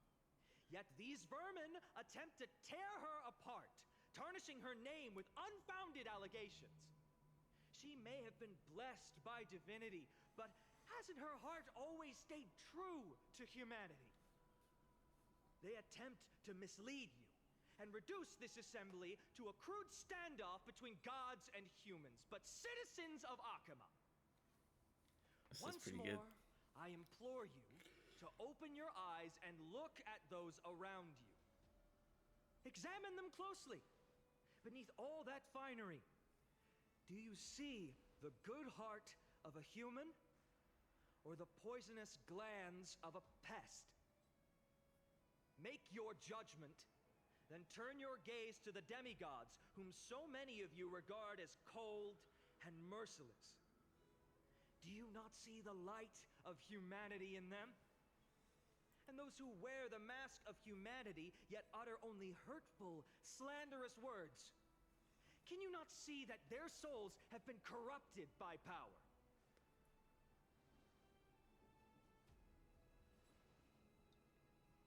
Yet, no matter what your answer is, and no matter who your vote goes to, rest assured that you have nothing to fear. For Aglaya, Tribios, and I will remain your faithful guardians and pledge our lives to upholding your decision. And this vow will stay true until the end of our days, where it will be passed on to future flame chasers. A steadfast and unwavering promise that shall endure through the ages.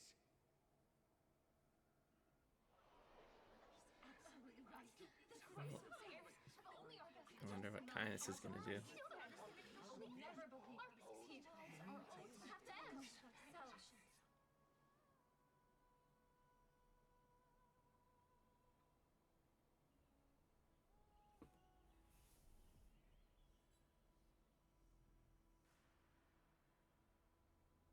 At the present time, on the scales of Talentum, those who call for the continuation of the Flame Chase journey, and those who demand its suspension. I think Zagreus have like the tying vote. Each faction holds an equal share of votes, resulting in a perfect balance. As expected.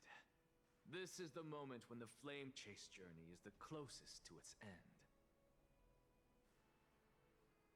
And now, it's your turn to vote, Lord Anaxagoras. I do it. Is there anyone else who hasn't voted? No, you're the last. Cast your vote with care, for your decision will break this impasse. He's either gonna vote for it. No, I don't know if he could do anything. I have long since made a decision. Maybe not even vote for either. Very well. May you bring much needed change to this farcical world.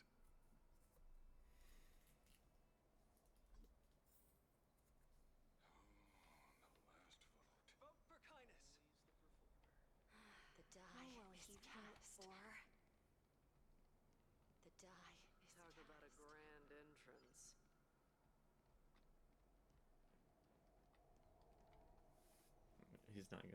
He's gonna make some crazy speech, right? You've done well, Finan. Given the circumstances, delivering a rousing speech to stir up emotions was a prudent move.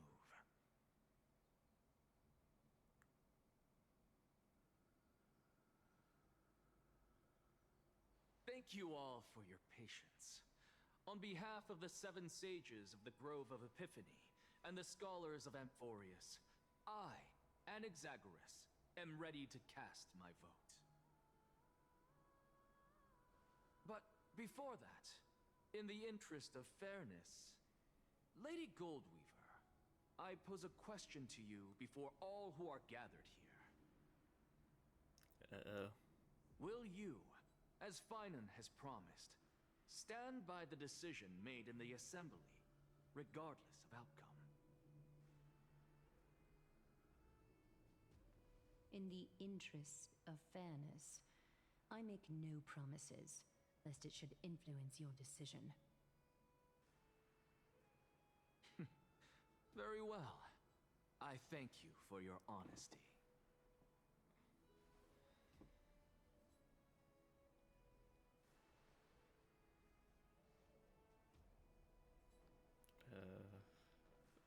I'm worried.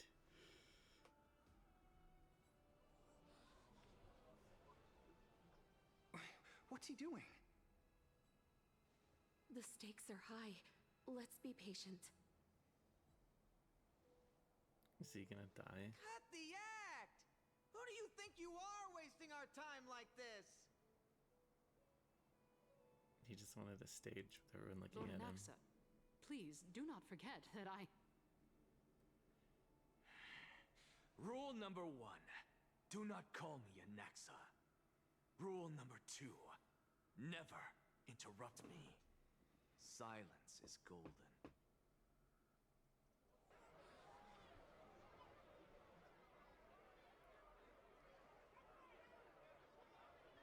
Just vote already. What are you waiting for?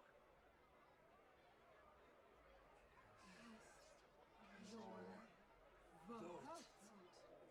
Cast your vote. He's the one at this. Your vote. I don't know what he's gonna do though. Die, I guess. I cannot help but wonder, is every hardship in the world something you will exploit and use to your advantage?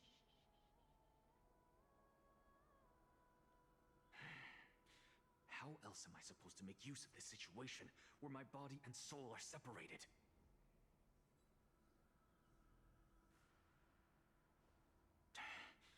Oh, Circes. Or should I say Calypso? Accompany me on this final journey. Let us journey to the Netherrealm and see how she will substantiate the answer to your question and validate my decision.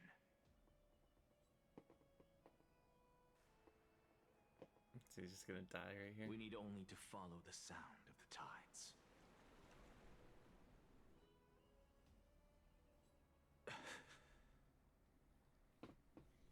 You are... Well done, child. Just as I foresaw, you have achieved great things. Teacher. What a twist of fate. A blasphemer raised in the doctrines of the Venerationists. It's like a foal kicking its mother in the belly after taking all her milk. I respect you immensely, sir, but... You cherish the truth even more. So, child, do not be troubled by the criticisms I have borne. Do not let those voices hinder you as you forge ahead. As the sage of the Venerationists, I am duty-bound to oppose you. But, as your friend and mentor, Anaxagoras, I say, go forth, for the truth is already in your hands. I will keep that in mind. Go now, child. Your lonely pursuit is about to welcome a new chapter. And when you reach the end of this journey, may we meet again with the truth before us. You have my word, sir. May Circes safeguard your thoughts. May Circes safeguard your thoughts. You are right, Empedocles. My lonely pursuit is about to welcome a new chapter. I must be on my way now. May we meet again with the truth before us, Empedocles. What are you waiting for? Just cast your vote. Silence! Silence, everyone! Behold, Circes, here at the center of the world, I shall write the final step of my proof. For this place is but one step away from the truth.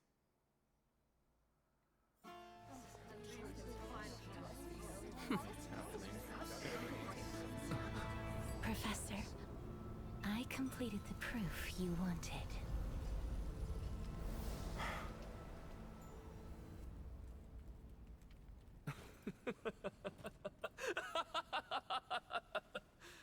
Thank you, Castorus. The answer is plain as day. My vote goes to the Flame Chase journey and nothing else! Elder Kindness, I have deciphered the truth of this world.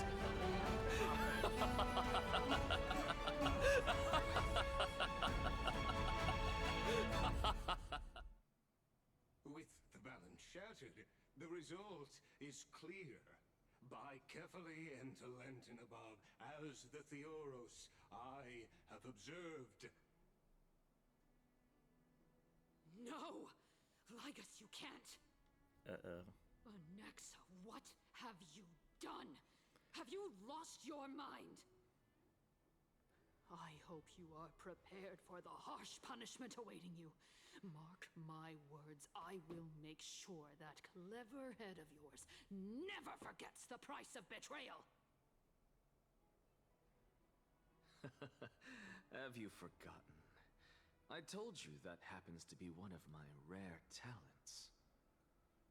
You put on such a grand performance just to aid their preposterous flame chase journey?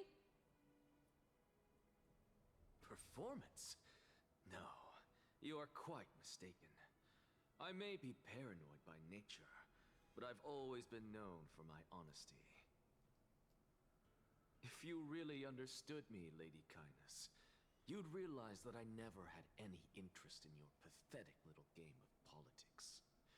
Factions, standpoints, they are jokes in my eyes. I have never once switched sides. Because I, and I alone, am the truth. Lady Kindness, with all the citizens here as witnesses, we should honor the spirit of democracy and respect the decision of this assembly. I have observed that Akama has chosen her destiny. This citizens' assembly has resolved to continue the Flame Chase journey. This resolution shall be put up on the Wall of Heroes, such that all citizens are aware of the city's way forward. You! It seems not everyone is ready for the assembly to end. Very well. Let me entertain you for a little longer. By your leave, Lord Ligus. Interesting. Elders and citizens, your attention, please. Stay for a moment more, if you will. Anaxagoras of the Grove of Epiphany has an announcement for the assembly. What is this performer up to now? What do you think he'll continue? I don't know. So apropos. Frankly, still. Come on. Just moments ago, all of you made a decision on the fate of Amphorius. As a supporter of the Flame Chase journey, it pleases me to see the choice you have made. But I regret to say that I still harbor doubts about this outcome. Thus, I hereby challenge this resolution. What is Tell he doing? Who among you dare swear to Kephales's name that Era Nova will truly welcome the fairy tale ending that the Chrysos heirs have promised. A beautiful new world free of calamity and madness? Nonsense! That's impossible! What is he getting at? Of course he...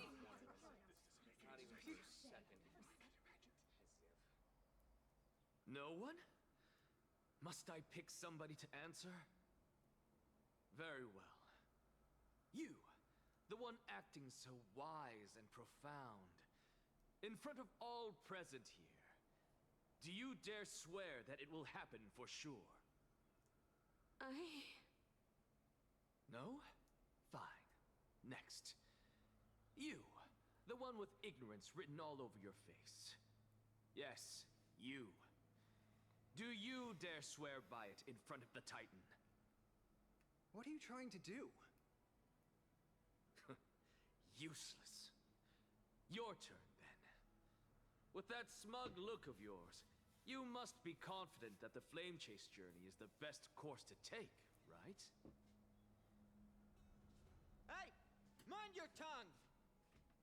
So, no one? I see. In that case, Finan, answer me this. Your speech was filled with such passion just now. How confident, then, are you in making this promise? Professor, what are you doing?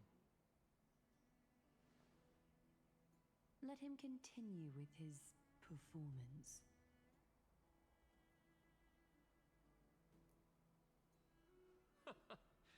Will you look at that? Even Finan and Aglaya lack the courage to make such a promise. Uh-huh. And what's even more absurd is that no one but I can promise you this new world. And yet, the Assembly passed the resolution anyway.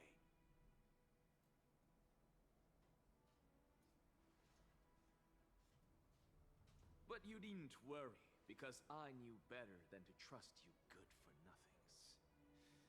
That is precisely why I am here today. To give you one final lecture. Now listen up and listen well. I, Anaxagoras of the Grove of Epiphany, hereby declare everything that the Flame Chase journey promises is true. Finan of Ides Elysiae, the prophesied demigod who shall succeed Kefali, will reforge each and every one of us in the new world with his complete, intact memories. What? The core flame-bearing titans were the Chrysos heirs of yesterday. And the Chrysos heirs who carry the core flames today will become the titans of tomorrow.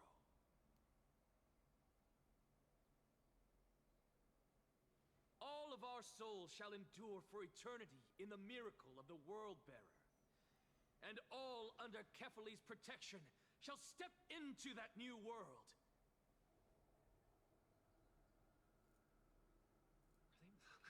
Yeah, I mean, we knew that.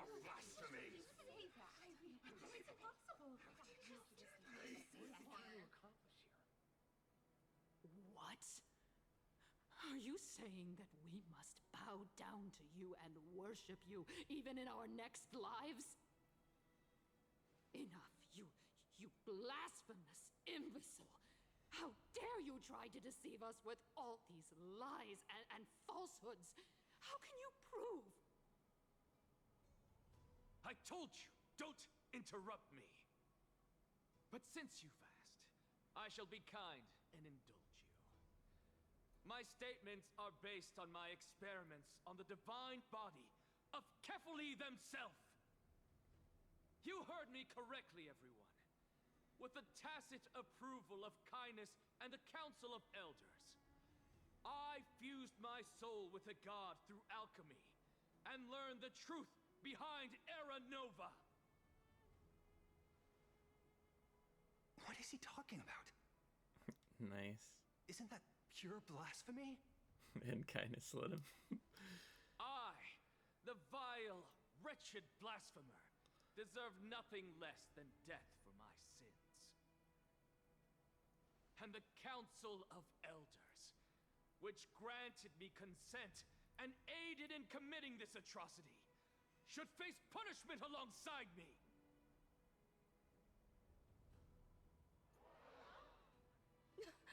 By the gods, even Kindness has betrayed Akuma. Nice. We're carefully evolved.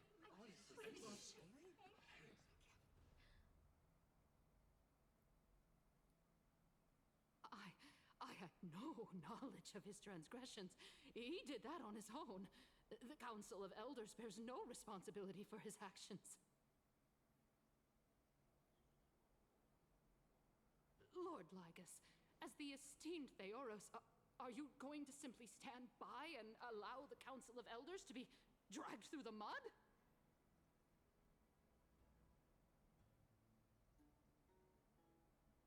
If the accusation is true, I will acknowledge it. If not, my conscience stands unburdened. Lady Kindness, the reputation of the Council of Elders was not built in a day, nor will it be shattered overnight. Repercussions await those who fool the people, and punishment must be meted out on those who abandon their vows. We should respect this I like Lygus. beautiful city and her people. You. Lady Aglaya, the Gold Weaver, I humbly ask that you take on the responsibility of overseeing this judgment in the name of the fairness of Talantin and the justice of Kefali. Considering the circumstances, and in accordance with Akuma's codex, as the only demigod among us, you shall rightfully wield this authority. The honor is mine to bear. I bet it is. How is this permitted? They can't let this happen. Somebody do something. This is how we're supposed to go. Elders and citizens, silence, if you please. Anaxagoras of the Grove of Epiphany has made his statement clear. As per Akima's codex, I request all present citizens to stand with me in exercising the right of judgment. First, Elder Kindness of Akima and Lygus the Theoros stand accused of neglecting their duties and abusing the law, leading to the egregious blasphemy against a god. In the names of Talantin and Kefali, Akima is to form a committee before the 7th action hour to conduct an investigation and disclose the findings to the public for subsequent judgment.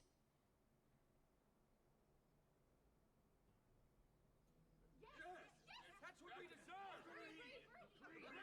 Agreed. Curse you. Now, concerning Anaxagoras of the Grove of Epiphany, he has confessed to grave blasphemy against Kefali. In the names of Talantin and Kefali, the accused must be allowed to hear the people's voice prior to the execution, for a chance at a reduced sentence and possible pardon.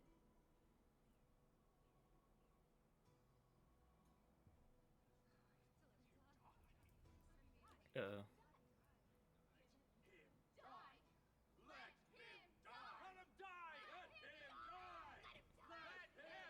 These people are vicious. Jeez. I'm just clicking. There we go. Professor.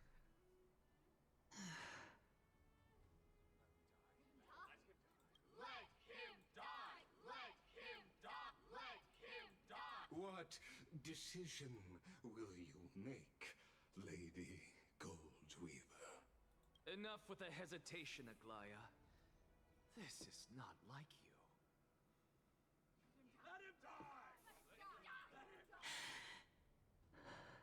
I don't think she's gonna. Then, in light of the people's voice, ode to Lantern on high. Oh shit.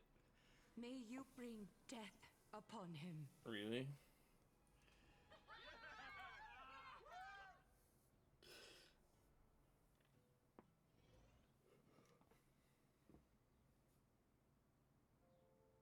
Oh. This is eternal parting at the Sea of Flowers? Or was that for like... Yeah, I see. Allow me to reintroduce myself. I bore the name of Castris while walking among the mortals. And now, I stand as the demigod of death, the living side of Thanatos. Welcome to my realm, where the west wind ends.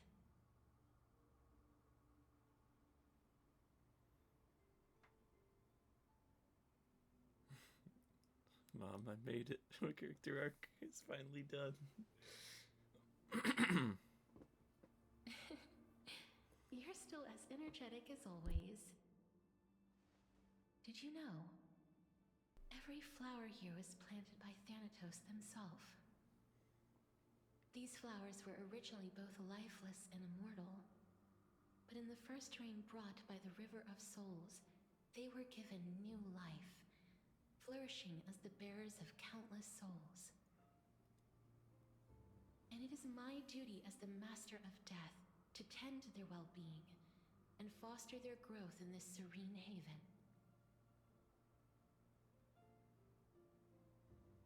Similar to the structured cycle of life and death in the mortal world, these flowers too shall wither and fade, returning to the earth and then ascending to the sky with mist and tides.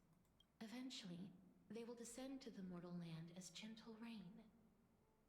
Every soul undergoes the perpetual cycle of reincarnation, albeit in varied forms, until the world meets its end. Yet, sadly, there's no time left for Amphorius to wait for when the flowers bloom again. True. Now, death is the power at my fingertips.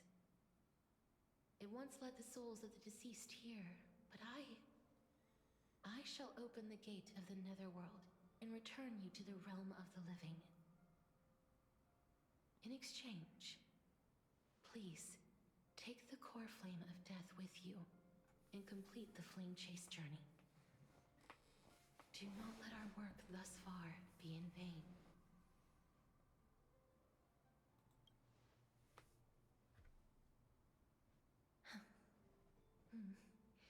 Just like the other demigods, I will stay here and embrace my destiny.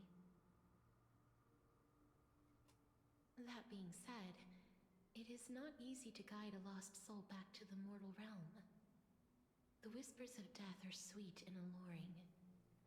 If your determination wavers, you will succumb and be forever ensnared by the Netherworld's grasp.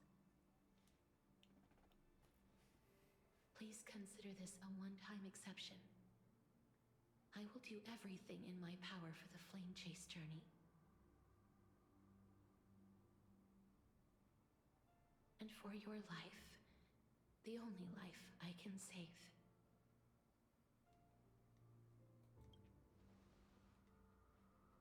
I am glad to hear that.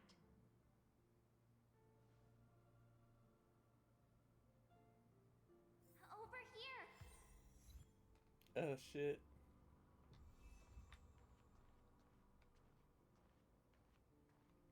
I believe in you.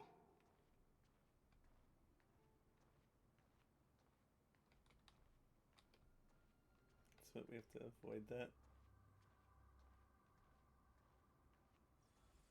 Please, I beg you, look back for me. Death is such a sweet joy. I beg you, look back. Lift your chin up high and step forward with us toward tomorrow! That's right. Keep your eyes on We the weren't dawn. there for that. Onward. Show me your courage.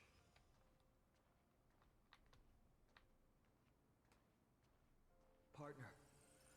We shall become heroes together.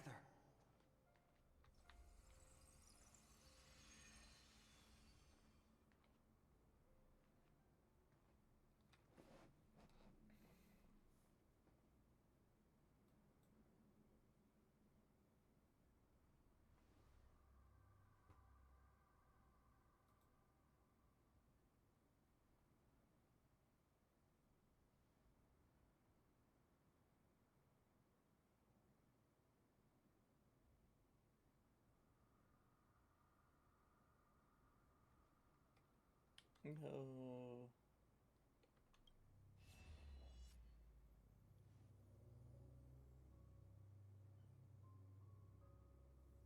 Oh shit.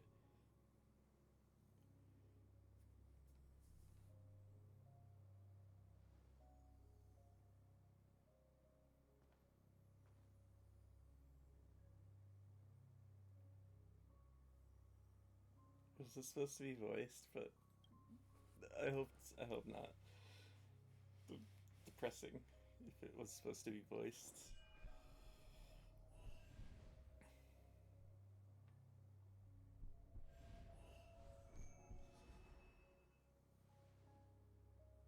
All of this is proof that you once lived. Your soul, your memories, the years you've journeyed through, and the path they revealed, leading you back home. So, continue onward. Do not stop moving forward, and do not let her sacrifice and the support of all who have stood by you be in vain. Over here, friend! Take my hand. Let's go home.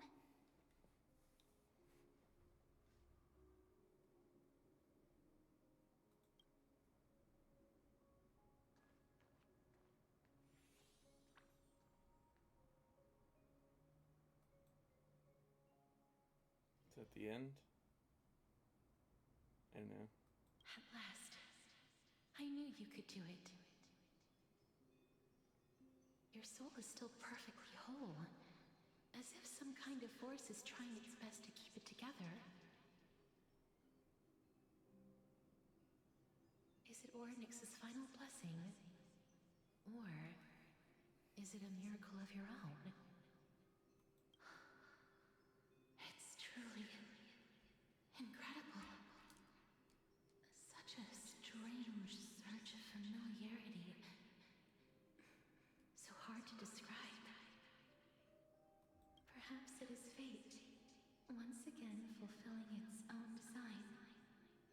Or perhaps it is the laws from beyond the sky, so familiar to you, that intertwined our fates long ago. It seems that this is the riddle which cannot be solved anytime soon. The sensation of becoming a demigod is truly wondrous. It's as if the river of souls is winding its way through the depths of my spirit, transforming with each breath into a fine rain that nourishes the world. Do you recall that prophecy? At the end of the sea of flowers, the souls of the living shall warm thy fingertips, and after an embrace, there shall be eternal separation. I promised you that I would do everything in my power to give it another meaning. Now, as I stand as a demigod, and destiny draws to a close, I can finally end it in a way that is as beautiful as it deserves. The wish I once sought, but could never grasp, is now within reach. In this brand new world, every blooming life will lift its arms in celebration and recount the profound meaning of this very instant. Every touch, joys we share will never again be an ice-cold loss. They will radiate with an intense warmth, sowing love far and wide throughout the land.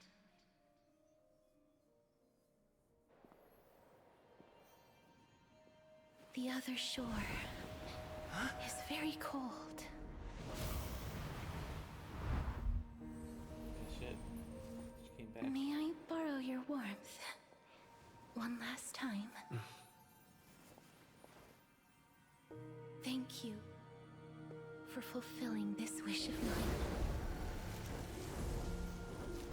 The place I'll be going to is what humans call the Land of Sorrows.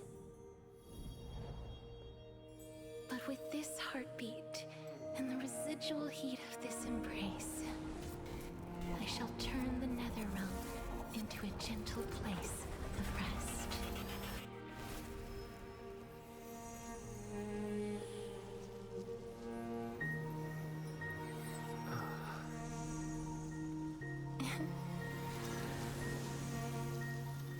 This embrace may be brief, but it's the proof that I once lived.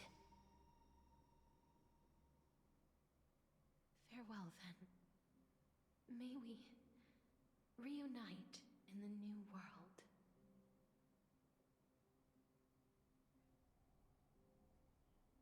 Okay.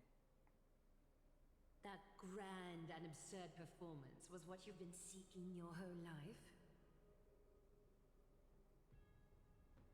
I gave up everything in search of truth, and it culminated in this very moment. You, on the other hand, performed as I expected. You did not hesitate when you saw the chance to attain power. It's as if you Crave power, like a fly craves rot. Those are your words, not mine. But what you said at the end, did you already know what I had planned for Thainan? I may have lost an eye, but my vision is clearer than anyone else. You've nearly exhausted your humanity. You're no different from my current state as a walking corpse. That's true. I've long since burned to ash over the past 1,000 years. Only he is capable of unleashing a raging fire that rivals our final great enemy, Aquila. So, this is our last chance. How about we let go of the bad blood between us? May I resonate with your core flame, Aglaya? Please do. That's impossible. To persist with your soul thin to such an extent. You're insane. Just as you fight to lug your corpse onward to complete your unfinished goals, I have my own reasons for doing this. Until Thainan grows into his position as the prophesied leader, I must continue to lead everyone on the flame chase journey. I must keep inching forward, even if only as an empty shell. I've long predicted this was the case, but I didn't think you'd already lost so much. How ironic. We would have avoided so many misunderstandings if you and I had just spoken this candidly before. But casting aside our ideological differences, there is one thing you and I agree on. Thainan. Yes. He was born to be a hero. He understands the hearts of the people, and I can confidently say he is a far better leader than you. Only he is capable of fulfilling your mission. Sadly, he is a man cursed by Nestia. But by my estimates, his horribly elaborate sense of style should not impede Era Nova. Congratulations are in order.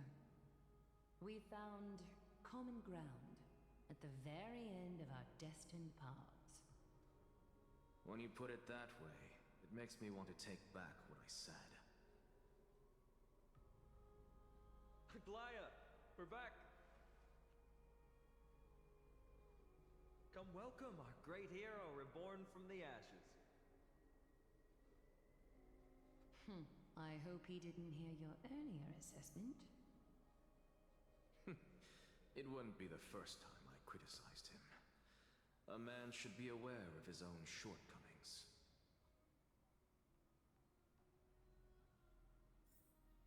So now what?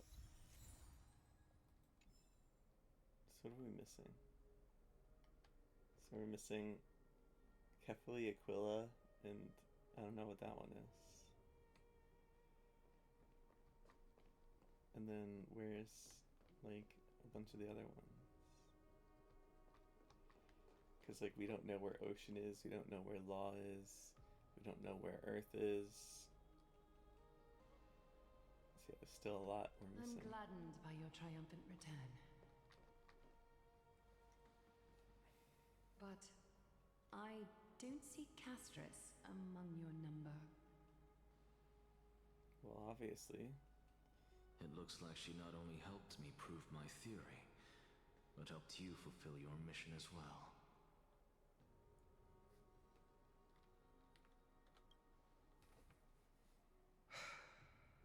I agree. She might not have been able to change her fate, but she still wrote the final verse of her epic herself.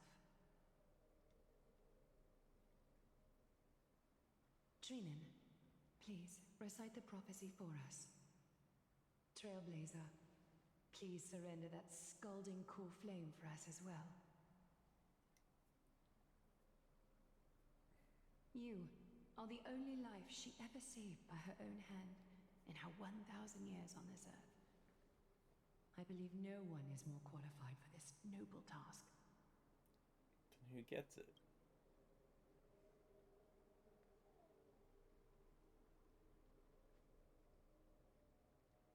O gods who have returned, and gods who are still watching, today we bring you a soul laid bare. The Hand of Shadow, Thanatos, remembered their name from the past. From daylight they came, and to their fragrant dwelling they return, to walk now among your ranks. And there was one who joined hands with the Titan, a traveler risen from the dead and reborn among mortal kind. He is the everlasting night, and shall now proclaim in his good name, O Majesty of the 12 Titans, pillars of the world, we seek your divinity to mend the rifts of the world. Fill our bodies with blood of gold, till we wither in willing service to the prophecy. Step forward, trailblazer from beyond the sky, and together with us, surrender the core flame and carve their star into the sky.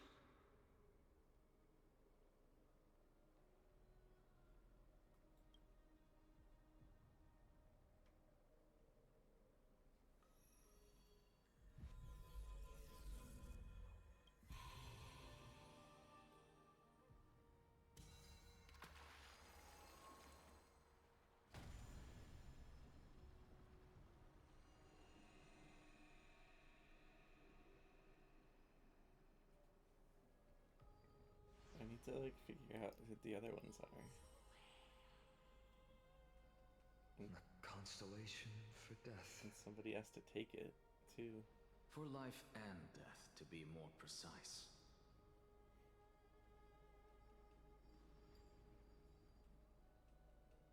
Look, it's...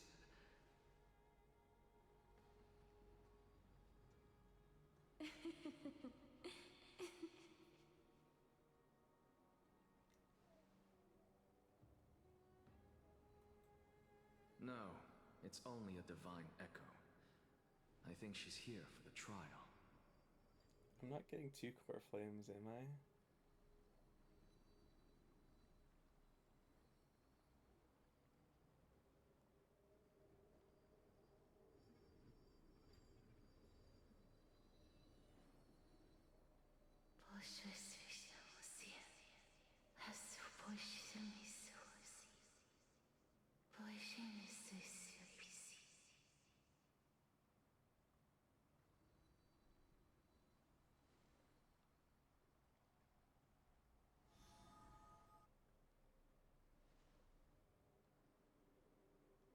What did she say?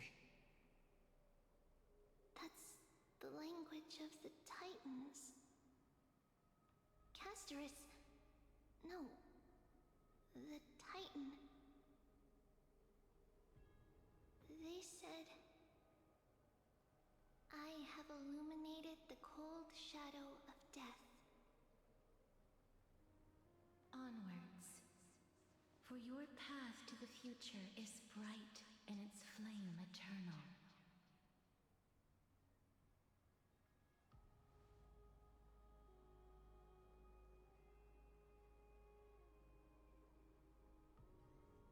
Do not forget. Who's taking that one though? Because it'll just stay yellow. She made quite a scene. I suppose it's my turn now. I won't stop you. Professor, you... What's with that look? You were present. So, let's get this execution over with. We wouldn't want to bring shame to Akima's divine laws or keep me from creating a new world. You never change, do you, Professor? I don't understand. If your theory is correct, you'll lose all memories of your past life once you become a Titan. So what's the point of becoming a god? Of course there's a point. Even if I forget who I am, I'll still have my brilliant mind. It goes without saying, I'll find a way to retrieve memories of my past life. Besides, I still have you, don't I? I still don't really understand what you said during the assembly. Even if it were true, things reforged from memory could never be the same as the original anyway. Then allow me to tell you right now that you're wrong. What exactly are we? My answer is that the Chrysos heirs are the future Titans and vice versa.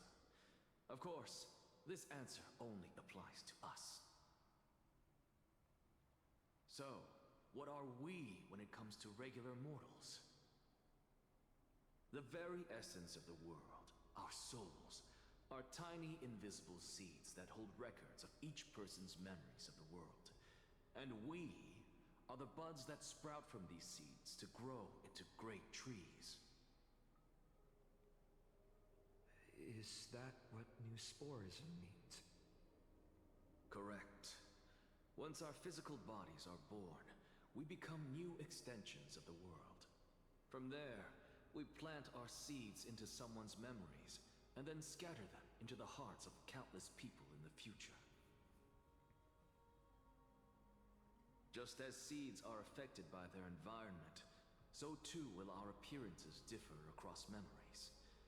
But the partial memories we carry will always be the same, because that is just how the world is.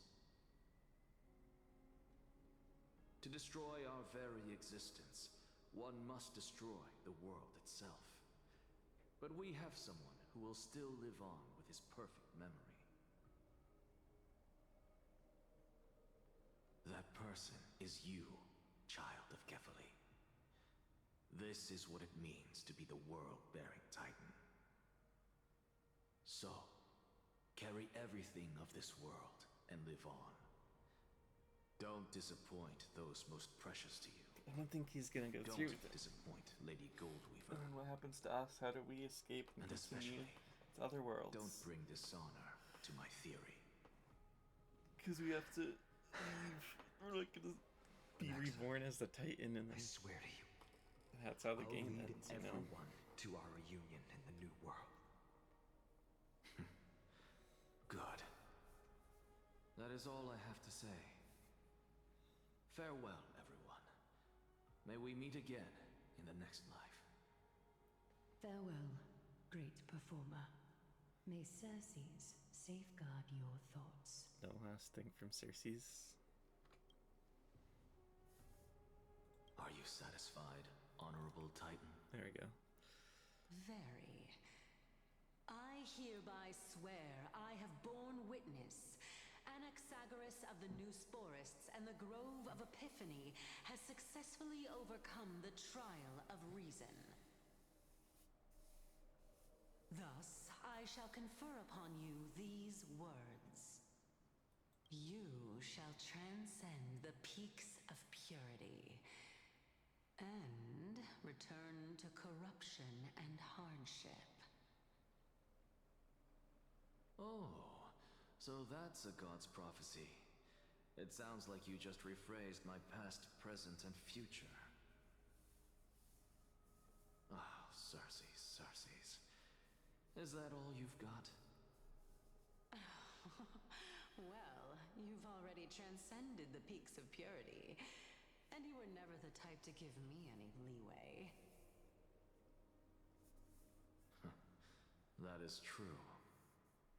But I do still have one question. I knew it. What is it? Maybe we're thinking of the same thing. As you've so boldly stated, we and the world itself live on through the memories of others. If that is the case, whose memories did the very first new spore sprout from? How should I know?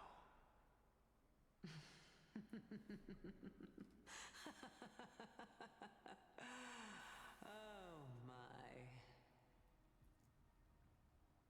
But, since we are both equally curious, we should allow the children of humanity who come after us to investigate in our stead.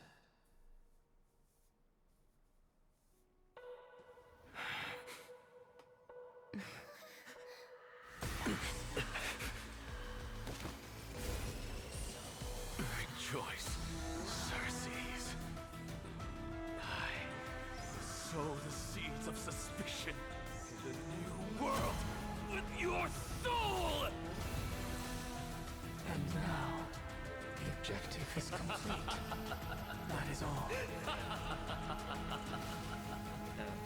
So that's that one. So it is just the two. Sky and Kefali. Thankfully, she's still alive. Oh shit, finally. Was March 7th also in this condition when she was first rescued by the Express?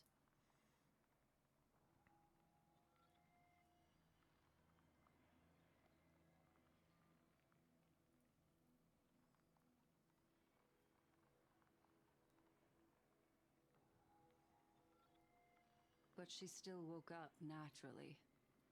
Looking on the bright side, that might happen this time as well.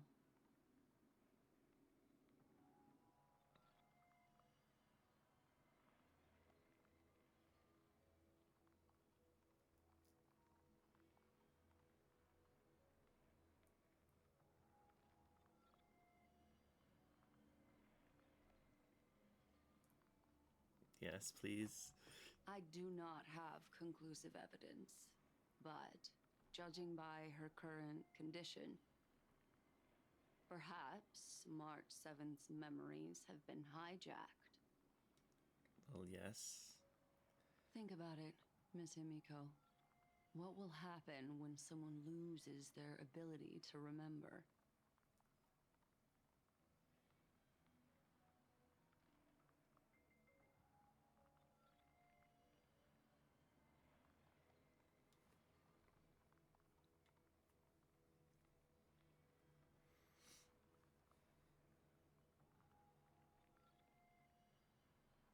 Unfortunately, short-term memory is an entirely different concept from the inability to remember.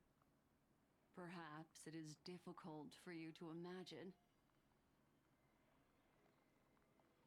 But an individual who has lost their ability to remember turns into nothingness.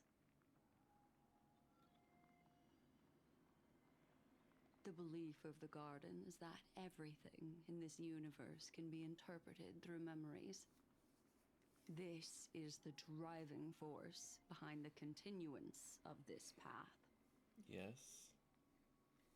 The past is made up of memoria, while the future is a possibility that will eventually be converted to memoria.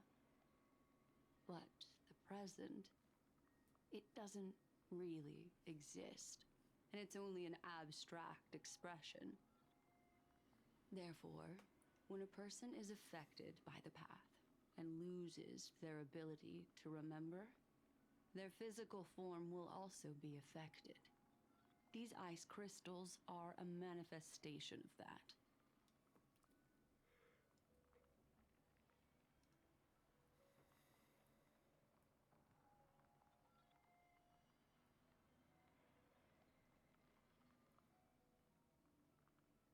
True.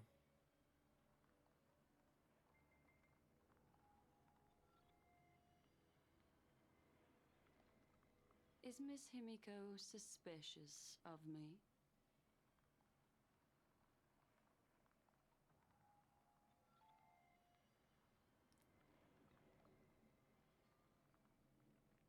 In other words, now is the time for me to prove my innocence.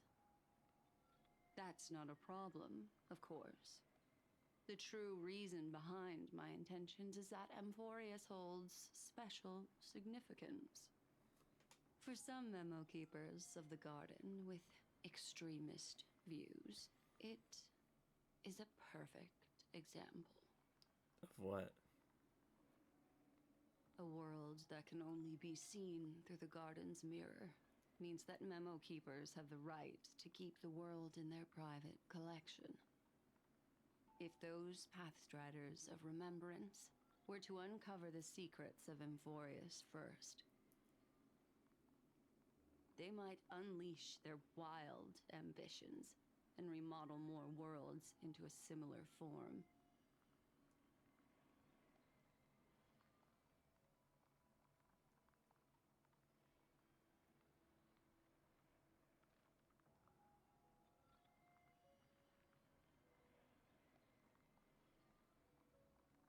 I chose to remain quiet before, because I did not want to involve you in the Garden's internal conflicts.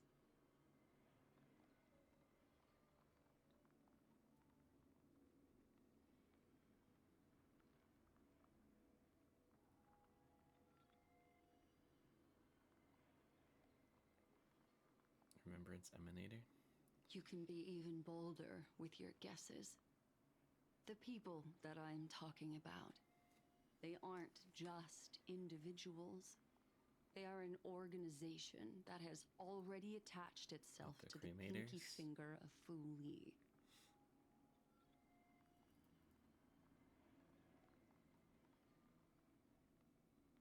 I cannot be certain, but at the very least, they are capable of doing so. I am deeply sorry about what has happened to March 7th. But the deal that I propose still remains a fair one. Amphorius is still an excellent destination, and investigating further might allow us to uncover the truth behind the accident. Miss Himiko, the wisest choice right now is for us to continue cooperating.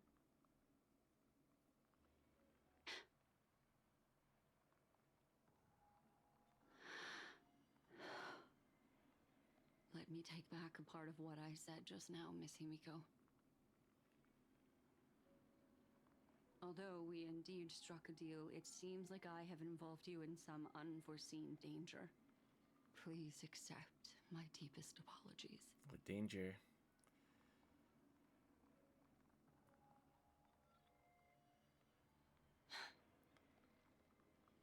fully. Their gaze has just swept across Amphorius. Oh, how interesting. I never expected a mere memo snatcher to be actually hiding so much inside her head. What's even more interesting is that the word Amphorius has appeared in her subconscious. So she's part of the group. This lady seems to be having fun. Is she usually like this? It's hard to explain. What are you two whispering about? Has it not occurred to you that I can hear everything clearly?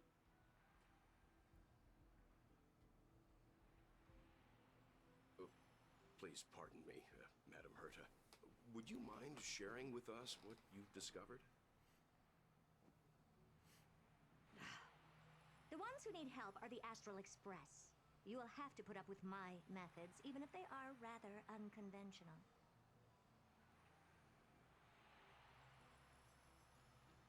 Let's get back to the topic. By using the fourth mirror, I rummaged through the brain of this memo snatcher and learned a good deal.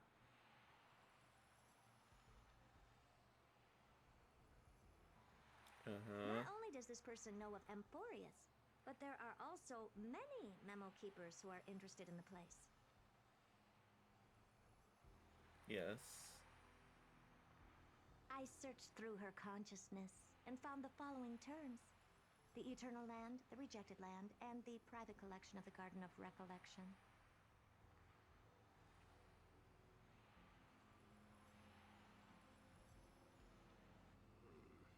It seems like Miss Black Swan is indeed hiding some things from us.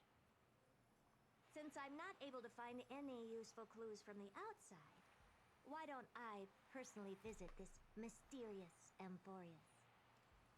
I don't know, sounds dangerous. You're planning to head to Amphorius yourself? Yes, but not in the flesh like you all foolishly did. See these Herta mirrors? With them, I can project my data spirit entity to any corner of the cosmos through spatial warps, without even needing to leave my room. But of course, these corners of the cosmos must be within the coverage zone of inter-astral peace communications. After all, this is collaborative technology. I see. You do seem like the more indoor type. Although that star zone is not within the network of the IPC, the Express itself can serve as a signal station. Come, give me the astral chart coordinates.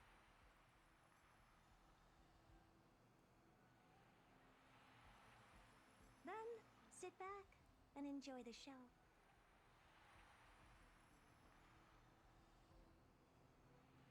Okay. Is it gonna end now? All right. Now that everything is ready, mirrors, get to work. Yeah, this is just be like First super mirror, mega long. input the coordinates. You'll be in charge of the spatial warp. As you command, Madam Herta. The preparations are complete. I wish you a pleasant journey ahead. Second mirror, prepare for the thought refraction. There's still some distance from the Astral Express to the Amphorius celestial body. You're in charge of sending me over. This time, raise the power to the maximum. Don't be stingy. Oh, okay. I won't fail the mission, Madam Herta. Third mirror, you're in charge of generating the data spirit entity. I'm happy to help, Madam Herta. What kind of appearance are you planning to use this time? Good question. Let me think. Forget it. Just use my own appearance. There's no one there that'll recognize me anyway. As you wish. Not fourth mirror. Fourth mirror, you'll be in charge of It seems like I have nothing for you. Just stand by and wait for orders. Ah, standing by again. That's so boring. Next time, can you count down from 4 instead?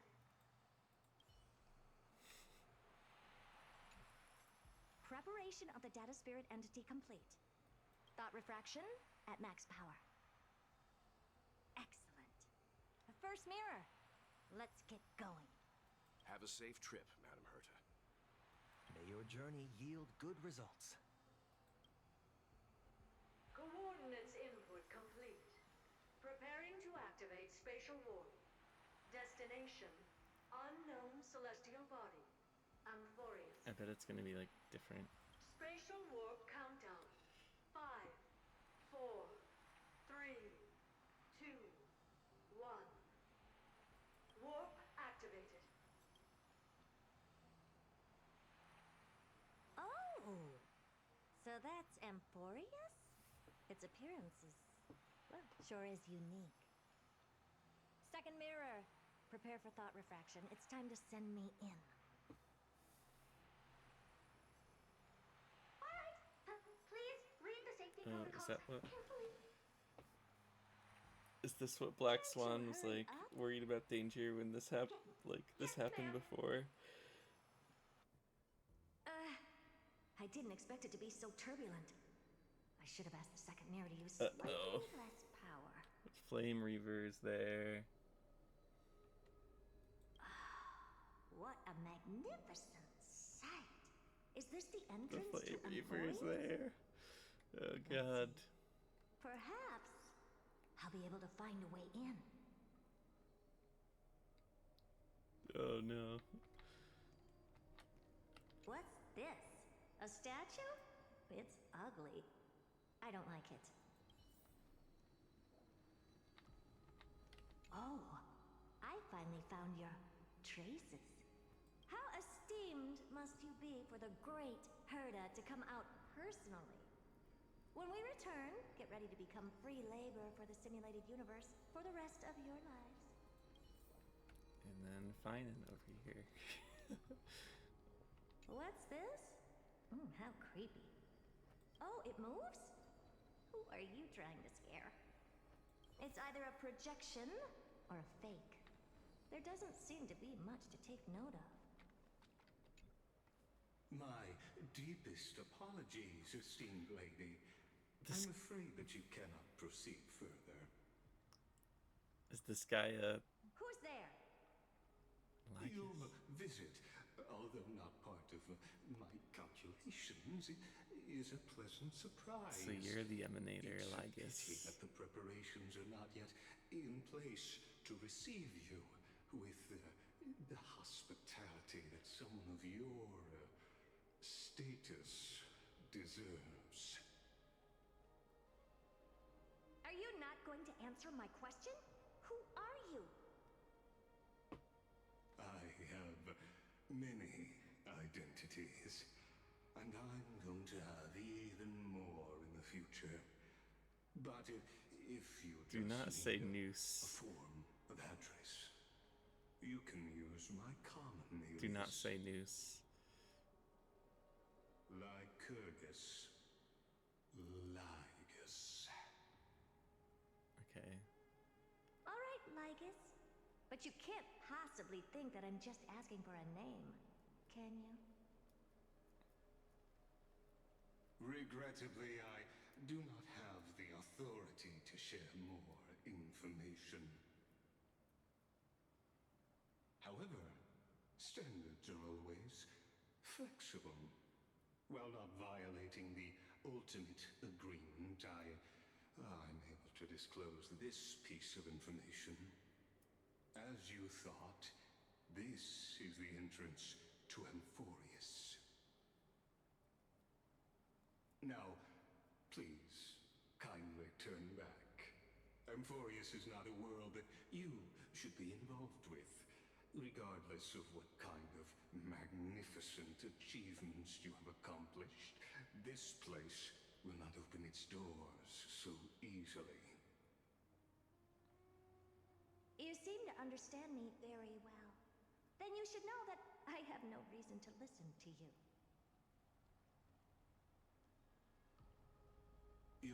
reaction is completely within my calculations. Despite my long years as a watcher, it seems like my assessment of human nature still remains accurate.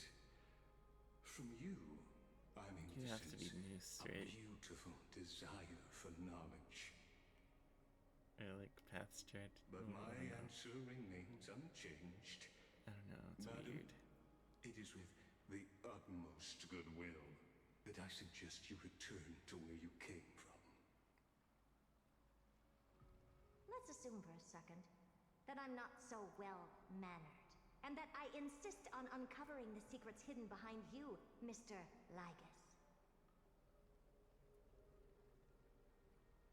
How do you plan to dispel this notion of mine?